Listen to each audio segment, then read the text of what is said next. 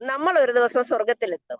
സ്വർഗത്തിലെത്തുമ്പം ദൈവം നമ്മളോട് എല്ലാത്തിന്റെയും കണക്ക് ചോദിക്കും. അപ്പൊ ഈ കണക്കുകൾ ചോദിക്കുമ്പം മറ്റുള്ളവർ നിന്നോട് എന്ത് ചെയ്തെന്ന് കർത്താവ് ഒരിക്കലും ചോദിക്കത്തില്ല. പക്ഷെ നീ മറ്റുള്ളവരോട് എങ്ങനെ പ്രവർത്തിച്ചു, മറ്റുള്ളവരുടെ പ്രവൃത്തിയിൽ നീ എങ്ങനെ പ്രതികരിച്ചു, ഇത് കർത്താവ് ചോദിക്കും. അതിന് നീ മറുപടി പറയേണ്ടി വരും.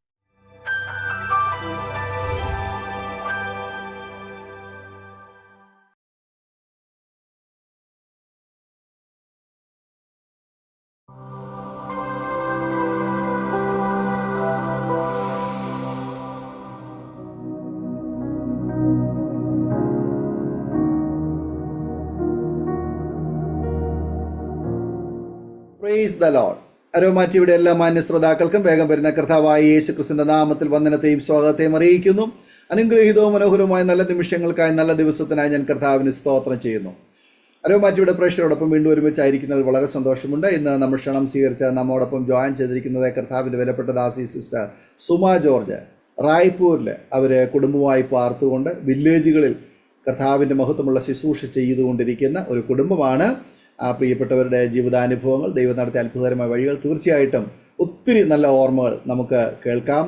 അത് നമ്മുടെ ജീവിതത്തിൽ ആത്മീയ അനുഗ്രഹത്തിന്, ദൈവനാമ മഹത്വത്തിന് കാരണമായി തീരട്ടെ. നാം എല്ലാവരും പ്രാർത്ഥനയോട് ശ്രദ്ധയോടെ ആയിരിക്കുമ്പോൾ കർത്താവിൻ്റെ വിലപ്പെട്ട ദാസി പ്രിയ സുമ ജോർജിനെ തികഞ്ഞ സ്നേഹത്തോടും ആദരവോടും കൂടി അരോമാറ്റിയുടെ പ്രേക്ഷകരോടൊപ്പം സമയം ചെലവഴിക്കുന്നതിനായിട്ട് ഞങ്ങൾ സ്വാഗതം ചെയ്തോളൂ. Praise Lord aunty. കർത്താവിൻ്റെ ദാസി അരോമാറ്റിയുടെ പ്രേക്ഷകരോടൊപ്പം പരിചയപ്പെടുത്തുന്നതിൽ എനിക്ക് വളരെ സന്തോഷമുണ്ട്. ഒരു വാക്കിൽ പരിചയപ്പെടുത്താമോ? എവിടെ നിന്നാണ് ജോയിൻ ചെയ്തിരിക്കുന്നത്? കുടുംബാംഗങ്ങളെ ഒരു വാക്കിൽ പരിചയപ്പെടുത്താം. ഞാൻ ജോയിൻ ചെയ്തിരിക്കുന്നത് ഛത്തീസ്ഗഡിൽ നിന്നാണ്. ഛത്തീസ്ഗഡിലെ റായ്പൂരിനടുത്ത് ഉള്ള സ്ഥലത്തു നിന്നാണ്. ഞങ്ങൾ കുടുംബമായിട്ട്, ഞാനും എൻ്റെ ഹസ്ബൻഡ്, ഞങ്ങൾ രണ്ടുപേരും ഒരുമിച്ച് കർത്താവിന്റെ വേലയിലായിരിക്കുന്നു. ഞങ്ങൾക്ക് കുഞ്ഞുങ്ങളില്ല. സ്വതന്ത്രമായിട്ട് ഗ്രാമങ്ങളിലൊക്കെ പോയി പ്രവർത്തിക്കാനായിട്ട് സാധിക്കുന്നു. ഞാനൊരു ഹിന്ദു കുടുംബത്തിൽ നിന്നാണ്. എൻ്റെ മാതാപിതാക്കൾ രണ്ടുപേരുമില്ല. സഹോദരങ്ങൾ ഞങ്ങൾ 8 പേരുണ്ട്. 8 പേരായിരുന്നു. 2 പേര് ഈ ലോകം വിട്ടുപോയി. അവരും കർത്താവിനെ അറിഞ്ഞിരുന്നു, എന്നാൽ രക്ഷയുടെ അനുഭവത്തിലൊന്നും വന്നിരുന്നില്ല. സ്നാനപ്പെട്ടൊന്നും അങ്ങനെയുള്ള അനുഭവമൊന്നും ഉണ്ടായിരുന്നില്ല. ഓക്കെ, ആൻറ്റിയെ പരിചയപ്പെടുവാൻ കഴിഞ്ഞതിൽ വളരെ സന്തോഷമുണ്ട്. കർത്താവ് അനുഗ്രഹിക്കട്ടെ. തുടർന്ന് അരോമാറ്റിയുടെ പ്രേക്ഷകരുമായിട്ട് പങ്കുവയ്ക്കാൻ ആഗ്രഹിക്കുന്ന ജീവിതാനുഭവങ്ങൾ, ബാല്യകാലം മുതൽ ഇങ്ങോട്ടുള്ള നല്ല ഓർമ്മകൾ, ദൈവനാമ മഹത്വത്തിന് വേണ്ടി തുടർമാനമായി സംസാരിക്കുന്നതിനായിട്ട് സമയങ്ങളെ വേർതിരിച്ചുകൊള്ളും. ദൈവനാമത്തിന് മഹത്വം ഉണ്ടാകട്ടെ. ഇങ്ങനെ ഒരു അവസരം തന്ന അരോമ ടിവിക്കും പാസ്റ്റർ ഡാനിയൽ ജോൺ അവർകൾക്കും ഞാൻ ദൈവനാമത്തിൽ വന്ദനം അറിയിക്കുന്നു. ഈ അവസരം തന്ന എല്ലാവരെയും ഓർത്ത കർത്താവിനെ സ്തുതിക്കുന്നു. കർത്താവ് എന്നെ നടത്തിയ വഴികളെ കുറിച്ച് പറയുവാനായിട്ട് വളരെ സന്തോഷമുണ്ട്. ഞാൻ പറഞ്ഞല്ലോ, ഞാൻ ഒരു ഹിന്ദു കുടുംബത്തിലാണ് ജനിച്ചു വളർന്നത്. കോട്ടയം ജില്ലയുടെ കിഴക്കേ അറ്റത്ത് എരുമേലി എന്ന് പറയുന്ന സ്ഥലത്ത്, അവിടെ നിന്ന് കണമല എന്ന് പറയുന്ന ഒരു കൊച്ചു ഗ്രാമത്തിലാണ് ജനിച്ചു വളർന്നത്. എൻ്റെ 8 സഹോദരങ്ങൾ ഉണ്ടായിരുന്നു. മാതാപിതാക്കൾ എല്ലാവരും ഹിന്ദു, പ്രത്യേകിച്ച് ശബരിമല ഭക്തരായിരുന്നു.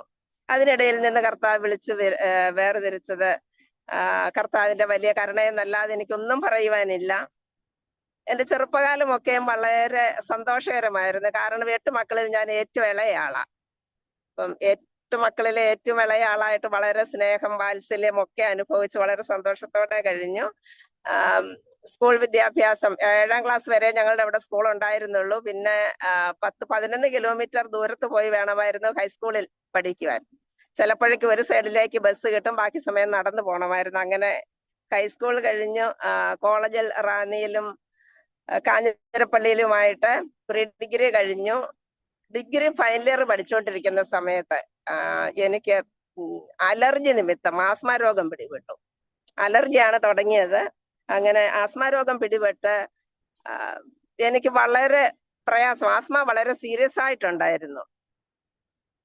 എൻ്റെ അതുവരെ ഉണ്ടായിരുന്ന ആഗ്രഹം എന്ന് പറഞ്ഞാൽ, എൻ്റെ ചിന്തയും ഒരു സാധാരണ ഒരു ഹിന്ദു പെൺകുട്ടി എന്നുള്ള രീതിയിൽ എനിക്കറിയാമായിരുന്ന ജീവിതം എന്ന് പറഞ്ഞാൽ ഒരു നല്ല ജോലി പഠിക്കണം, നല്ലൊരു ജോലി കിട്ടണം. അപ്പൊ ഞാൻ ഡിഗ്രിക്ക് പഠിച്ചുകൊണ്ടിരിക്കുകയാണല്ലോ. ഡിഗ്രി കഴിഞ്ഞിട്ട് PG ചെയ്യണം, അത് കഴിഞ്ഞൊരു നല്ല ജോലി കിട്ടണം, ഒരു നല്ല കല്യാണം കഴിക്കണം, ഒരു കൊച്ചു കുടുംബം വേണം, ഒരു ജോലി, ആവശ്യത്തിന് പണം, ആദ്യം ഒന്നും വേണ്ട. ഇത്രയും ഉള്ളായിരുന്നു എന്റെ സ്വപ്നങ്ങൾ.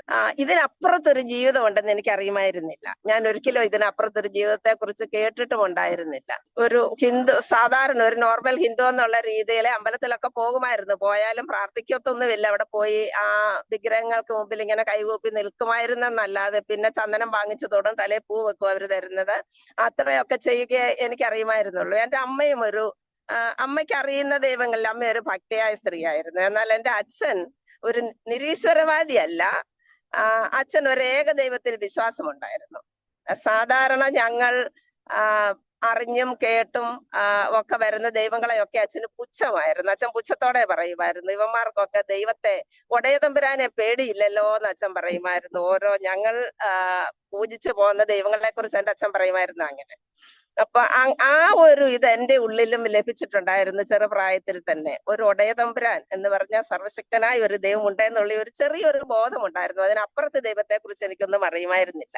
അങ്ങനെ ഇരിക്കുന്ന സമയത്താണ് ആസ്മ ബാധിച്ച് എനിക്ക് പഠിത്തം നിർത്തേണ്ടി വന്നു. ഞാൻ പറഞ്ഞതുപോലെയുള്ള എന്റെ ആ സ്വപ്നങ്ങളെല്ലാം തകർന്നു.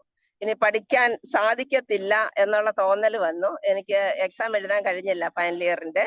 ഫൈനൽ ഇയർ കംപ്ലീറ്റ് ചെയ്യാൻ കഴിഞ്ഞില്ല. ഹോസ്പിറ്റലിൽ പോകും, തിരിച്ച് വീട്ടിൽ കൊണ്ടുവരും. ഒരാഴ്ച കഴിയുമ്പോ പിന്നെയും പൊക്കിയെടുത്തോണ്ട് ഹോസ്പിറ്റലിൽ പോകും. അങ്ങനത്തെ ഒരു അവസ്ഥയിൽ കുറെ നാളുകൾ കഴിഞ്ഞു.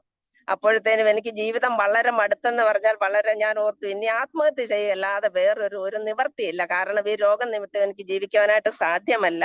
അതുപോലെ വീട്ടിൽ വരുന്ന പൈസയെല്ലാം എനിക്ക് വേണ്ടി ചെലവാകുക. ഞങ്ങൾ ഒരു സാധാരണ ഒരു മലയോര കർഷക കുടുംബമാ. അപ്പൊ വീട്ടിൽ വരുന്ന പൈസയെല്ലാം എനിക്ക് വേണ്ടി ചെലവാക്കപ്പെടുന്നു, വീട്ടുകാരെല്ലാം എനിക്ക് വേണ്ടി ഭാരപ്പെടുന്നു. അങ്ങനെ ഒരു അവസരത്തിൽ എന്ത് ചെയ്യണം, ആത്മഹത്യ ചെയ്യുകയെ നിവർത്തിയുള്ളൂ എന്ന് ചിന്തിച്ചിരിക്കുന്ന സമയത്ത് ഞങ്ങളുടെ വീടിനടുത്തുള്ള ഒരു ആന്റി, ഒരു പൊടിയമ്മ എന്ന പേര്, പൊടിയമ്മാമ്മ വന്ന് എന്നോട് പറഞ്ഞു, മോളെ, യേശു ക്രിസ്തു നിന്നെ സ്നേഹിക്കുന്നതുകൊണ്ടാണ് നിനക്ക് ഇങ്ങനെ രോഗമൊക്കെ വന്നു. അതുകൊണ്ട് നീ യേശുവിനോട് പ്രാർത്ഥിക്ക്, നിനക്ക് ദൈവം സൗഖ്യം തരും, യേശു സൗഖ്യം തരും. അപ്പൊ ഞാൻ ഓർത്ത്, അതുവരെയും യേശുവിനെ കുറിച്ച് ഞാൻ ചിന്തിച്ചിരുന്നത് ഞങ്ങൾക്ക് കോടാനുകോടി ദൈവങ്ങളുണ്ട്, യേശു ക്രിസ്ത്യാനികളുടെ ദൈവം, അങ്ങനെയായിരുന്നു എന്റെ ചിന്ത. എനിക്ക് അത്രയും മാത്രമേ യേശുവിനെ കുറിച്ച് അറിയുമായിരുന്നുള്ളൂ, ക്രിസ്ത്യാനികളുടെ ദൈവം. അപ്പം രോഗം വന്നത് സ്നേഹിക്കുന്നത് കൊണ്ടാണെങ്കിൽ അങ്ങനെ ഒരു യേശുവിനെ എനിക്ക് വേണ്ട. ഞാൻ എന്തിനാ ഒരു യേശുവിനോട് പ്രാർത്ഥിക്കാൻ പോകുന്നത്? ഞാൻ പറഞ്ഞു, ഞാൻ പോകുന്നില്ല, എനിക്ക് പള്ളിയിലൊന്നും പോകണ്ട. ഇങ്ങനെ പറഞ്ഞപ്പോ എന്റെ അമ്മ പറഞ്ഞു, മോനെ, നീ ചർച്ചിലൊന്ന് പോ, പൊടിയമ്മാമ്മ എത്ര സ്നേഹത്തോടെ വിളിച്ചതാ, അതുകൊണ്ട് നീ പോ. നിനക്ക് സുഖം കിട്ടിയെങ്കിൽ നല്ല കാര്യം, കിട്ടിയില്ലെങ്കിൽ അത് നമ്മുടെ വിധി അങ്ങനെയാണെന്ന് ഓർത്താ മതി. അങ്ങനെ അമ്മ നിർബന്ധിച്ചു. എന്റെ ചേച്ചിയെ കൂട്ടി, ഞാൻ പറഞ്ഞല്ലോ ഞാൻ 8ാമത്തെ ആള്, 7ാമത്തെ ആൾ എന്റെ നേരെ മൂത്ത ചേച്ചി എനിക്ക് കൂട്ടിന് ചർച്ചിൽ വന്നതാണ്. അങ്ങനെ ചില ദിവസങ്ങൾ ചർച്ചിൽ പോയപ്പോ, അവിടെ ഞങ്ങൾ പോകുന്നത് ഞായറാഴ്ച ഒന്നുമല്ല, വെള്ളിയാഴ്ച ഉപവാസ പ്രാർത്ഥനയുണ്ട്. അപ്പൊ രോഗികൾക്ക് വേണ്ടി പ്രാർത്ഥിക്കും. അന്ന് വരണമെന്നാ പൊടിയമ്മാമ്മ വിളിക്കുമായിരുന്നത്.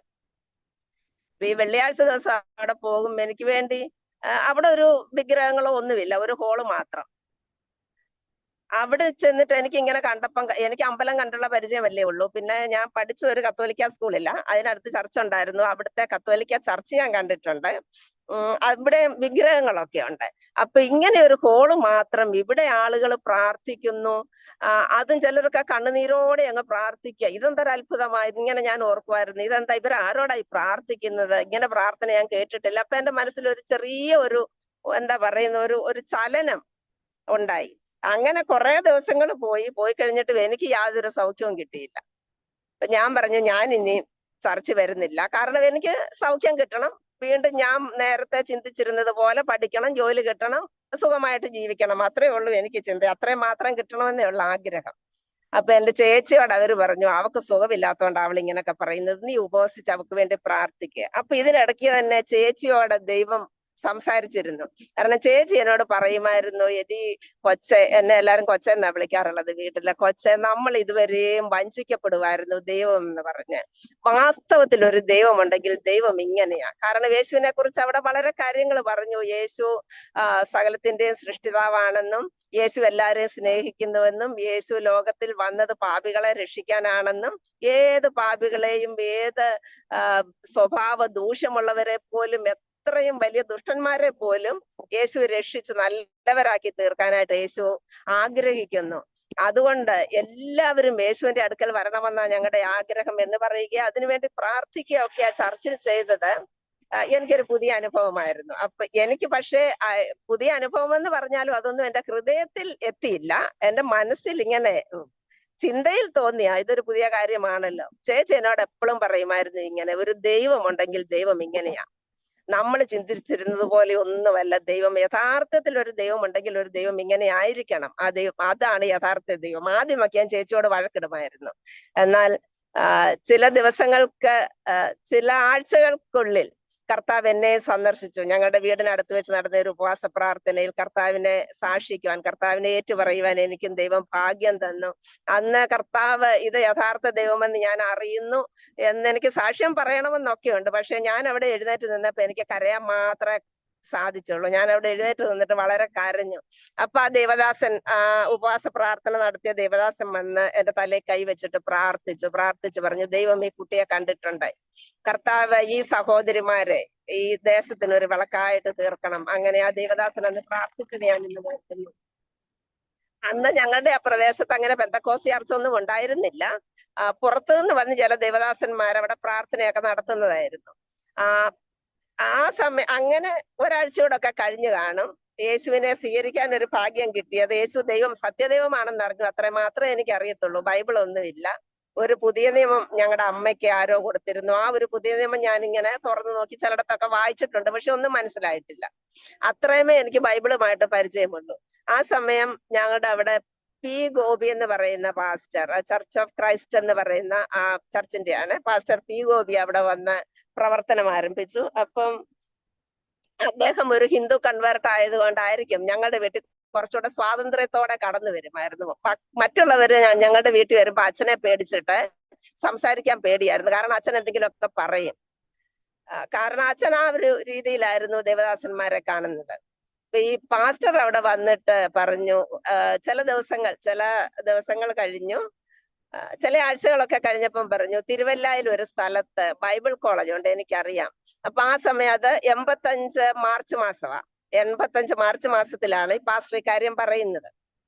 85 ജനുവരിയിൽ അങ്ങനെ ആയിരിക്കും പാസ്റ്റർ അവിടെ വന്നത്, ഞാൻ ശരിക്കും ഓർക്കുന്നില്ല, അല്ലെ 84 അവസാനം.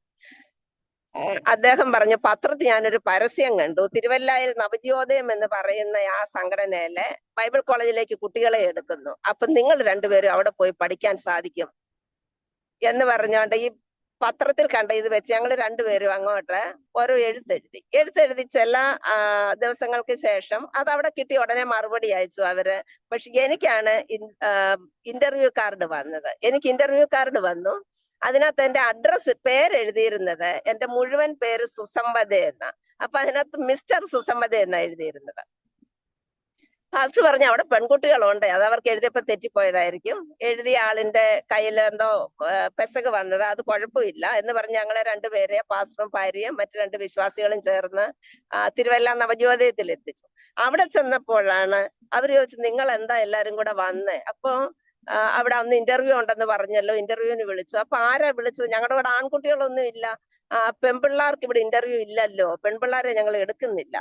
അപ്പൊ ഈ ലെറ്റർ കാണിച്ചപ്പോ അവിടുത്തെ ഡയറക്ടറെ വിളിച്ചു. ഒ എബ്രഹാം എന്ന് പറയുന്ന സാറായിരുന്നു. ഒ എബ്രഹാം സാറ് ഓടി വന്നപ്പോ ഇവര് ഇംഗ്ലീഷിൽ സംസാരിക്കുന്ന ഞാൻ കേട്ടപ്പോ സാറ് പറയുന്നു, അത് ഈ കുട്ടിയുടെ ആപ്ലിക്കേഷൻ കണ്ടപ്പോൾ ഇത് ആൺകുട്ടിയാണെന്നാ ഞാൻ വിചാരിച്ചത്. പേര് സുസമ്മത എന്ന് കണ്ടപ്പോൾ ആൺകുട്ടിയോ പെൺകുട്ടിയോ എന്ന് എനിക്ക് മനസ്സിലായില്ല. ആൺകുട്ടി ആയിരിക്കുമെന്ന് വിചാരിച്ചാണ് ഞാൻ ഈ ഇൻവിറ്റേഷൻ കാർഡ് അയച്ചത്. മറ്റേ ചേച്ചിക്ക് അയച്ചിരുന്നില്ല. അപ്പോ എന്തായാലും അവിടെ ഇന്റർവ്യൂ ഉണ്ട്, റിട്ടേൺ ടെസ്റ്റ് ഉണ്ട്, ഇതിനൊക്കെ അറ്റൻഡ് ചെയ്യണമെന്ന് പറഞ്ഞു. ഞാൻ പോയി എഴുതാൻ തുടങ്ങിയപ്പോ അതിനകത്ത് ജനറലായിട്ട് കുറച്ച് ചോദ്യങ്ങൾ ഉണ്ടായിരുന്നു. അതിന്റെയൊക്കെ ഏകദേശം ഞാൻ ഉത്തരം എഴുതി. ബൈബിളിൽ നിന്ന് ചോദിച്ചതിന് ഒരു കാര്യത്തിന് ഉത്തരം എഴുതാൻ എനിക്ക് അറിയുമായിരുന്നില്ല. അതുകൊണ്ട് ഞാൻ ഏറ്റവും ആദ്യം ഞാൻ എഴുതി കഴിഞ്ഞു. ഇറങ്ങിയപ്പോ എന്നെ ഏറ്റവും ആദ്യം ഇന്റർവ്യൂവിന് വിളിച്ചു. അപ്പൊ doctor George Samuel, Mrs George Samuel, Mrs K V Cherian, E O Abraham sir, ഈ 4 പേരാണ് ഇന്റർവ്യൂവിനുള്ളത്. എന്നോട് പല ചോദ്യങ്ങളും ചോദിച്ചു. എനിക്കറിയാവുന്ന കാര്യങ്ങളൊക്കെ ഞാൻ പറഞ്ഞു. ബൈബിളിൽ നിന്ന് പലതും ചോദിച്ചപ്പോൾ എനിക്ക് ഒന്നിനും ഉത്തരം അറിയത്തില്ല. അപ്പൊ ഡോക്ടർ ജോർജ് സാമുവൽ, ഞങ്ങൾ വലിയ ബാബുച്ചായൻ എന്നാ വിളിക്കുന്നത്, ബാബുച്ചായൻ പറഞ്ഞു, ഈ ഒന്നും അറിയത്തില്ലാത്ത ഒരാളിനെ ഇവിടെ പഠിപ്പിക്കാൻ വെക്കത്തില്ല. കാരണം അന്ന് അവിടെ ബൈബിൾ 1 വർഷത്തെ കോഴ്സ് അന്ന് ആൺകുട്ടികളും പെൺകുട്ടികളും ഉണ്ട്. പക്ഷെ പെൺകുട്ടികൾക്ക് 12 സീറ്റ് മാത്രമേ ഉള്ളൂ. ആൺകുട്ടികൾ 10-30 പേര് പഠിക്കുന്നുണ്ട്. അപ്പൊ ആൺകുട്ടികൾ കുറവായതുകൊണ്ട് കുറെ ആൺകുട്ടികളെ കൂടെ എടുക്കാൻ വേണ്ടിയായിരുന്നു അന്ന് ഈ പത്രത്തിൽ പരസ്യം കൊടുത്തത്. ആ പരസ്യം കണ്ടിട്ടാണ് ഞങ്ങൾ അപ്ലൈ ചെയ്തത്. ജനുവരിയിൽ അവിടെ ക്ലാസ് തുടങ്ങിയതാ. അപ്പൊ ഈ ബാബുച്ചായൻ ഡോക്ടർ ജോർജ് സാമുവൽ പറഞ്ഞു ഇങ്ങനെയാണ് ഇവിടുത്തെ അവസ്ഥ. അതുകൊണ്ട് ഒരു പെൺകുട്ടിയെ എടുത്താൽ, ആൺകുട്ടി ആയിരുന്നെങ്കിൽ എങ്ങനെയെങ്കിലും അവിടെ ഡയറക്ടറും വാർഡനും ഒക്കെ അവിടെ താമസമുണ്ട്, അവരേതെങ്കിലും സമയത്ത് ബൈബിള് പഠിപ്പിച്ചേനെ. ഇതൊരു പെൺകുട്ടി എന്ത് ചെയ്യാൻ? അതുകൊണ്ട് നമുക്ക് ഇപ്പൊ എടുക്കണ്ട ഇങ്ങനെ പറഞ്ഞു. എന്നിട്ട് എന്നോട് ചോദിച്ചു എന്താ പഠിച്ചത്. അപ്പൊ അതിനകത്ത് ക്വാളിഫിക്കേഷൻ എഴുതിയപ്പം ഞാൻ പ്രീ ഡിഗ്രി പാസ്ഡെന്ന് എഴുതി. ഡിഗ്രിക്ക് ചേർന്ന കാര്യം ഞാൻ അതിനകത്ത് കാണിച്ചിരുന്നില്ല. അപ്പം പ്രീ ഡിഗ്രി പാസ്സായിട്ട് പിന്നെന്താ പഠിക്കാഞ്ഞെന്ന് ചോദിച്ചപ്പോ ഞാൻ പറഞ്ഞു ഞാൻ പഠിച്ചിരുന്നു, ഇങ്ങനെ ഡിഗ്രി 3-ാം വർഷം എനിക്ക് ചെയ്യാൻ പറ്റിയില്ലെന്നേ ഉള്ളൂ, 2 വർഷം പഠിച്ചായിരുന്നു, പാസ്സായതാ. ഇങ്ങനൊക്കെ പറഞ്ഞപ്പോ എന്നോട് ബാബുച്ചായൻ പറഞ്ഞു ഒരു കാര്യം ചെയ്യേ സുമ, ഡിഗ്രി അങ്ങ് കംപ്ലീറ്റ് ചെയ്യേ, അത് കഴിയുമ്പോ ഞങ്ങൾ എവിടെയെങ്കിലും BD-ക്ക് വിടാം, BD-ക്ക് വിട്ട് പഠിപ്പിക്കാന്ന് പറഞ്ഞു. അപ്പൊ എനിക്ക് ഈ BD എന്താന്ന് അറിയത്തില്ല, ഞാൻ ആദ്യമായിട്ടാ കേൾക്കുന്നത്. BD എന്നൊരു പഠനം ഉണ്ടെന്നുള്ളത്. അപ്പൊ ആ പാസ്റ്റർ P. ഗോപി അദ്ദേഹം ബാബുച്ചാനെ വിളിച്ചിട്ട് പറഞ്ഞു ഇവരുടെ വീട്ടിലെ സാഹചര്യങ്ങളൊക്കെ ഇങ്ങനെയാ, ഇപ്പോൾ ഈ കുട്ടികൾക്ക് 2 പേർക്കും അവസരം കൊടുത്താൽ ഇവര് ദൈവസന്നിധിയിൽ നിന്ന് മാറിപ്പോകാതിരിക്കും, അതല്ലെങ്കിൽ ഒരു പക്ഷെ ഇവര് നഷ്ടപ്പെട്ടു പോകും. കാരണം ഇവരുടെ ആങ്ങളമാരൊക്കെ അത്ര താല്പര്യമുള്ളവരൊന്നുമല്ല, അവര് വലിയ കട്ടർ ഹിന്ദുക്കളാ, അതുകൊണ്ട് അവരുടെ അടുത്ത് നമുക്കൊന്നും പറയാൻ പറ്റത്തില്ല. ഇങ്ങനെയൊക്കെ പറഞ്ഞപ്പം ആ സമയത്ത് ദൈവം എനിക്ക് വേണ്ടി ഒരു അത്ഭുതം പ്രവർത്തിച്ച്. ഞാൻ പറഞ്ഞല്ലോ അവിടെ 12 സീറ്റാണ് പെൺകുട്ടികൾക്ക്. അന്ന് വേൾഡ് വിഷന്റെ പ്രോജക്റ്റ് ആയിരുന്നു അവിടെ ഈ ബൈബിൾ കോളേജ് നടത്തിയിരുന്നത്. അപ്പൊ ഈ വേൾഡ് വിഷന് ചില നിയമങ്ങളുണ്ട്, അതനുസരിച്ച് അവർ പറയുന്ന അത്രയും സീറ്റുകൾ ഉണ്ടായിരിക്കണം, അതിൽ കൂടുതൽ ഉണ്ടാകാൻ പാടില്ല, അങ്ങനെയൊക്കെയാ. അപ്പോ പെൺകുട്ടികൾ ഈ 12 പേരിൽ ഒരാള് എന്തോ കാര്യത്തിന് വേണ്ടി വീട്ടിൽ പോയിരുന്നു. ആ കുട്ടിയുടെ ഒരു എഴുത്ത് അന്ന് വന്നു ഞങ്ങൾ അവിടെ ഇരിക്കുന്ന സമയത്ത്. ആ സമയത്ത് വന്ന എഴുത്തിനകത്ത് എഴുതിയിരുന്ന ആ കുട്ടി തിരിച്ചു വരുന്നില്ല എന്ന്. അപ്പം 12 പേരുടെ ഒരാളുടെ സീറ്റ് കാലിയായി. അപ്പോ നവജീവോദയത്തിലെ മിസ്സസ് KV ചെറിയാൻ അതിന്റെ സ്ഥാപകയായിട്ടുള്ളയാളാ, ഫൗണ്ടറാണ്. ഞങ്ങൾ അമ്മച്ചി എന്നാ വിളിക്കുന്നത്. അമ്മച്ചി പറഞ്ഞു ഇവര് വഴിതെറ്റി വന്നതാണെന്ന് തോന്നിയാലും കർത്താവിനൊരു ഉദ്ദേശം കാണും, അതുകൊണ്ട് ഇങ്ങനെ ഒരു സമയമുണ്ടല്ലോ, ഈ കുട്ടിക്ക് ഒരാൾക്ക് നമ്മൾ ആൺകുട്ടിയാണെന്ന് ഓർത്ത് വിളിച്ചത്, അതുകൊണ്ട് ഇവൾക്ക് അഡ്മിഷൻ കൊടുക്കുക, പഠിച്ചു പോകുമെങ്കിൽ എടുക്കാം, അല്ലെ 2-3 മാസം കഴിഞ്ഞിട്ട് നമുക്ക് തിരിച്ചു പറഞ്ഞു വിട്ടേക്കാന്ന് പറഞ്ഞു. അങ്ങനെയാണ് എനിക്ക് അവിടെ അഡ്മിഷൻ കിട്ടിയത്. ചേച്ചിക്ക് അവിടെ അഡ്മിഷൻ കിട്ടിയില്ല. ഞാനവിടെ പഠിക്കാൻ അന്ന് സ്നാനപ്പെട്ടിട്ടുമില്ല. അപ്പൊ അവിടെ ഒരു കാര്യം പറഞ്ഞു, സ്നാനപ്പെട്ടെങ്കിൽ ഞങ്ങൾ ഇവിടെ അഡ്മിഷൻ കൊടുക്കത്തുള്ളൂ, കാരണം ഏതെങ്കിലും ഒരു ചർച്ചിന്റെ മെമ്പർ ആയിരിക്കണം, ഏത് ചർച്ചിലെങ്കിലും സ്നാനപ്പെട്ടാൽ മതി. അങ്ങനെ പാസ്റ്റർ P. ഗോപി എനിക്ക് സ്നാനം തന്നു. എന്റെ ചേച്ചി അതിന് മുമ്പേ സ്നാനപ്പെട്ടിരുന്നു, പക്ഷെ വീട്ടിൽ ആർക്കും വിവരം അറിയുമായിരുന്നില്ല, രഹസ്യമായിട്ട്. ചേച്ചിക്ക് അസുഖമൊന്നുമില്ലല്ലോ, എനിക്ക് അസുഖമായതുകൊണ്ട് ഞാൻ എന്ത് ചെയ്താലും ആരും ഒന്നും പറയുമായിരുന്നില്ല. അസുഖമായിട്ട്, കാരണം എന്നാ ഇത് മരിച്ചു പോകുന്നത്, എന്നാ ഇതിനു വേണ്ടി കുഴി വെട്ടേണ്ടത്, അങ്ങനെയുള്ള ഒരു ചിന്തയില്ല വീട്ടുകാരെ. അതുകൊണ്ട് എന്തെങ്കിലും ചെയ്ത് ശരിയായി വരുന്നെങ്കിൽ വരട്ടെ എന്നുള്ള ചിന്തയിലാണ് എന്നെ വിട്ടിരുന്നത്. അങ്ങനെ കണമലയിൽ ഞങ്ങള് ചർച്ചയിൽ നിന്ന് പാട്ടൊക്കെ പാടി പമ്പയാറ്റിൽ പോയി പരസ്യമായിട്ടാണ് സ്നാനപ്പെട്ടത്. എന്റെ സഹോദരന്മാര് 3 പേര് അവിടെ ഉണ്ടായിരുന്നു. അവരിങ്ങനെ ആറിന്റെ കരയ്ക്ക് കുറെ ദൂരത്ത് നോക്കി നിൽക്കുന്നുണ്ടായിരുന്നു, പക്ഷെ ആരും ഒരക്ഷരം പോലും പറഞ്ഞില്ല. അങ്ങനെ കർത്താവ് എന്നെ നടത്തി സ്നാനം വരെയും. അത് കഴിഞ്ഞിട്ട് ഏപ്രിൽ മാസം ആദ്യം നവജോതത്തിൽ വന്നു ചേർന്നു. അവിടുത്തെ 1 ഇയർ കോഴ്സ് കഴിഞ്ഞു. ആദ്യമൊക്കെ എനിക്ക് വളരെ ബുദ്ധിമുട്ടായിരുന്നു. ബൈബിൾ ഒന്നും അറിയാത്ത ഒരാള് എത്രയും പഠിച്ചുകൊണ്ടിരിക്കുന്ന ആളുകളുടെ കൂടെ പഠിക്കുക എന്ന് പറയുന്ന ബുദ്ധിമുട്ടായിരുന്നു. ഞാൻ എപ്പോഴും ഇങ്ങനെ മറ്റുള്ളവരെ ശല്യം ചെയ്തുകൊണ്ടിരിക്കുമായിരുന്നു, എനിക്ക് പറഞ്ഞതാ എന്ന് പറഞ്ഞ്. ബൈബിൾ കോളേജിൽ ബൈബിൾ സ്കൂളിൽ വന്ന് ചേർന്ന് ഒരു 2 ആഴ്ചക്ക് ശേഷമാണ് എനിക്കൊരു ബൈബിൾ അവിടുന്ന് വാങ്ങിച്ചു തന്നത്. വിശ്വവാണി എന്നൊരു ബൈബിള് ഞങ്ങളെ ഒന്ന് പഠിപ്പിച്ചിരുന്ന ടീച്ചർ വാങ്ങിച്ചുകൊണ്ട് തന്നു. അങ്ങനെയാണ് ആദ്യമായിട്ട് ഞാനൊരു ബൈബിൾ സ്വന്തമായിട്ട്, അല്ലെങ്കിൽ ഒരു മുഴുവൻ ബൈബിൾ കാണുന്നത് തന്നെ, ഒരു ഫുൾ ബൈബിൾ ഞാൻ കാണുന്നത് വായിക്കുന്നത് അങ്ങനെയാ, മറ്റുള്ളവരുടെ കയ്യിലിരിക്കുന്നത് കണ്ടിട്ടുള്ളതല്ലാതെ അതിങ്ങ് തുറന്ന് വായിക്കുന്ന അങ്ങനെ എനിക്കൊരു ബൈബിൾ കിട്ടിക്കഴിഞ്ഞിട്ടാ. എന്തായാലും ഞാൻ ആ കാര്യം ചുരുക്കി പറയട്ടെ. ഒരു വർഷത്തെ ഡിസംബറിൽ ഞങ്ങളുടെ കോഴ്സ് കഴിഞ്ഞപ്പോൾ എനിക്ക് 2ാം റാങ്ക് ഉണ്ടായിരുന്നു അവിടുത്തെ ക്ലാസ്സിൽ. അങ്ങനെ കർത്താവിന്റെ കൃപ, എന്റെ അറിവ് കൊണ്ടല്ല. അന്നും എനിക്ക് ശരീരത്തിൽ പ്രയാസങ്ങളൊക്കെ ഉണ്ട്, പക്ഷെ അതൊന്നും എനിക്ക് അന്ന് തൊട്ട് ഇന്ന് വരെയും ഈ ആസ്മാരോഗം ഇപ്പോഴും പലപ്പോഴും ഉണ്ടാകാറുണ്ട്, പക്ഷെ അതൊന്നും ശുശ്രൂഷയ്ക്കോ വചനം പഠിക്കുന്നതിനോ പഠിപ്പിക്കുന്നതിനോ ഒന്നും ഒരു ആയിട്ടില്ല. കർത്താവിന്റെ കൃപയാലല്ലാതെ മറ്റൊന്നുമില്ല. കൃപ മാത്രം, എനിക്ക് അത്ര മാത്രമേ പറയാനുള്ളൂ. അപ്പം അവിടുന്ന് ഇങ്ങനെ കോഴ്സ് കഴിഞ്ഞപ്പോ എല്ലാരും മറ്റുള്ളവരെ എന്റെ കൂടെ പഠിച്ചവരെയൊക്കെ ഏതെങ്കിലും ഫീൽഡിലേക്ക് വിടുക ചെയ്തുകൊണ്ടിരുന്നത്. അപ്പൊ എനിക്കും ഫീൽഡിൽ പോകണമെന്നുണ്ട്. പക്ഷെ എവിടെയാ പോകുന്നത്? ഞാൻ ചെന്ന് അമ്മച്ചിയോട് പറഞ്ഞു, എനിക്ക് ട്രൈബൽ മിഷനിൽ പോകണം. എന്നെ ട്രൈബൽ മിഷനെ കുറിച്ച് മാത്രമേ ഞാൻ കേട്ടിട്ടുള്ളൂ. കാരണം എന്റെ കൂടെ ട്രൈബൽ മിഷനിൽ അവിടുന്ന് വന്ന ഒരു കുട്ടി ഉണ്ടായിരുന്നു, ഒരു ട്രൈബൽ ആയിട്ടുള്ള ഒരു ഇന്ദിര. അപ്പൊ ഇന്ദിര ട്രൈബൽ മിഷനെ കുറിച്ച് പറഞ്ഞ് ട്രൈബൽ മിഷനിൽ പോണമെന്ന് ഞാൻ ചെന്ന് പറഞ്ഞപ്പം എന്നോട് ചോദിച്ചു, നിന്റെ ഈ അസുഖവും ഈ ആരോഗ്യവും ഒക്കെ കൊണ്ട് നീ എങ്ങനെയാ ട്രൈബൽ മിഷനിൽ പോകുന്നേ? അതുകൊണ്ട് നിനക്ക് പഠിക്കാൻ പോകണമെങ്കിൽ നിന്നെ പഠിക്കാൻ വിടാം. അപ്പൊ എന്റെ ഉള്ളിലുള്ള വലിയ ആഗ്രഹമാണ് കുറച്ചുകൂടെ ബൈബിൾ പഠിക്കണമെന്ന്. അത് ഇങ്ങോട്ട് പറഞ്ഞപ്പോ എനിക്ക് കർത്താവിനെ സ്തുതിക്കാൻ വാക്കുകളില്ല. അതുപോലെ എനിക്ക് സന്തോഷമായി പഠിക്കാൻ വിടുമെന്നുള്ളത്.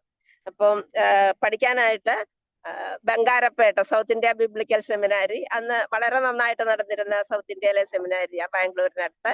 അവിടെ പഠിക്കാൻ വിട്ടു. അവിടെ പഠിക്കാൻ പോയി 86 തൊട്ട് 89 വരെ. 89-ല് BTH കഴിഞ്ഞു. BTH കഴിഞ്ഞ് തിരിച്ച് 89 ഏപ്രിൽ മാസത്തിൽ ഞാൻ മടങ്ങി അവിടെ വന്നു. അപ്പൊ ഇടയ്ക്കുള്ള സമയമെല്ലാം ഞാൻ അവിടെയാ വരുന്നത്. വീട്ടിൽ അങ്ങനെ പോയി നിൽക്കാറില്ല. പോയാലും ഒരു ദിവസം കഴിയുമ്പോൾ തിരിച്ചു വരും. എന്റെ ചേച്ചി ആയൂർ ഒരു ബൈബിൾ കോളേജിൽ പഠിച്ചിരുന്നു. അവള് വന്നിട്ട് കർത്താവിന്റെ വേലയിൽ നാട്ടിൽ തന്നെ വേല ചെയ്യുക. ഞാൻ തിരിച്ചു വന്ന നവജീവോദയത്തിൽ എന്നോട് പറഞ്ഞു, നീ ഈ ബൈബിൾ സ്കൂളിൽ നീ പഠിച്ച ആ സ്ഥാനത്ത് തന്നെ അവിടെ പഠിപ്പിക്കാനായിട്ട് എന്നെ അപ്പോയിന്റ് ചെയ്തു.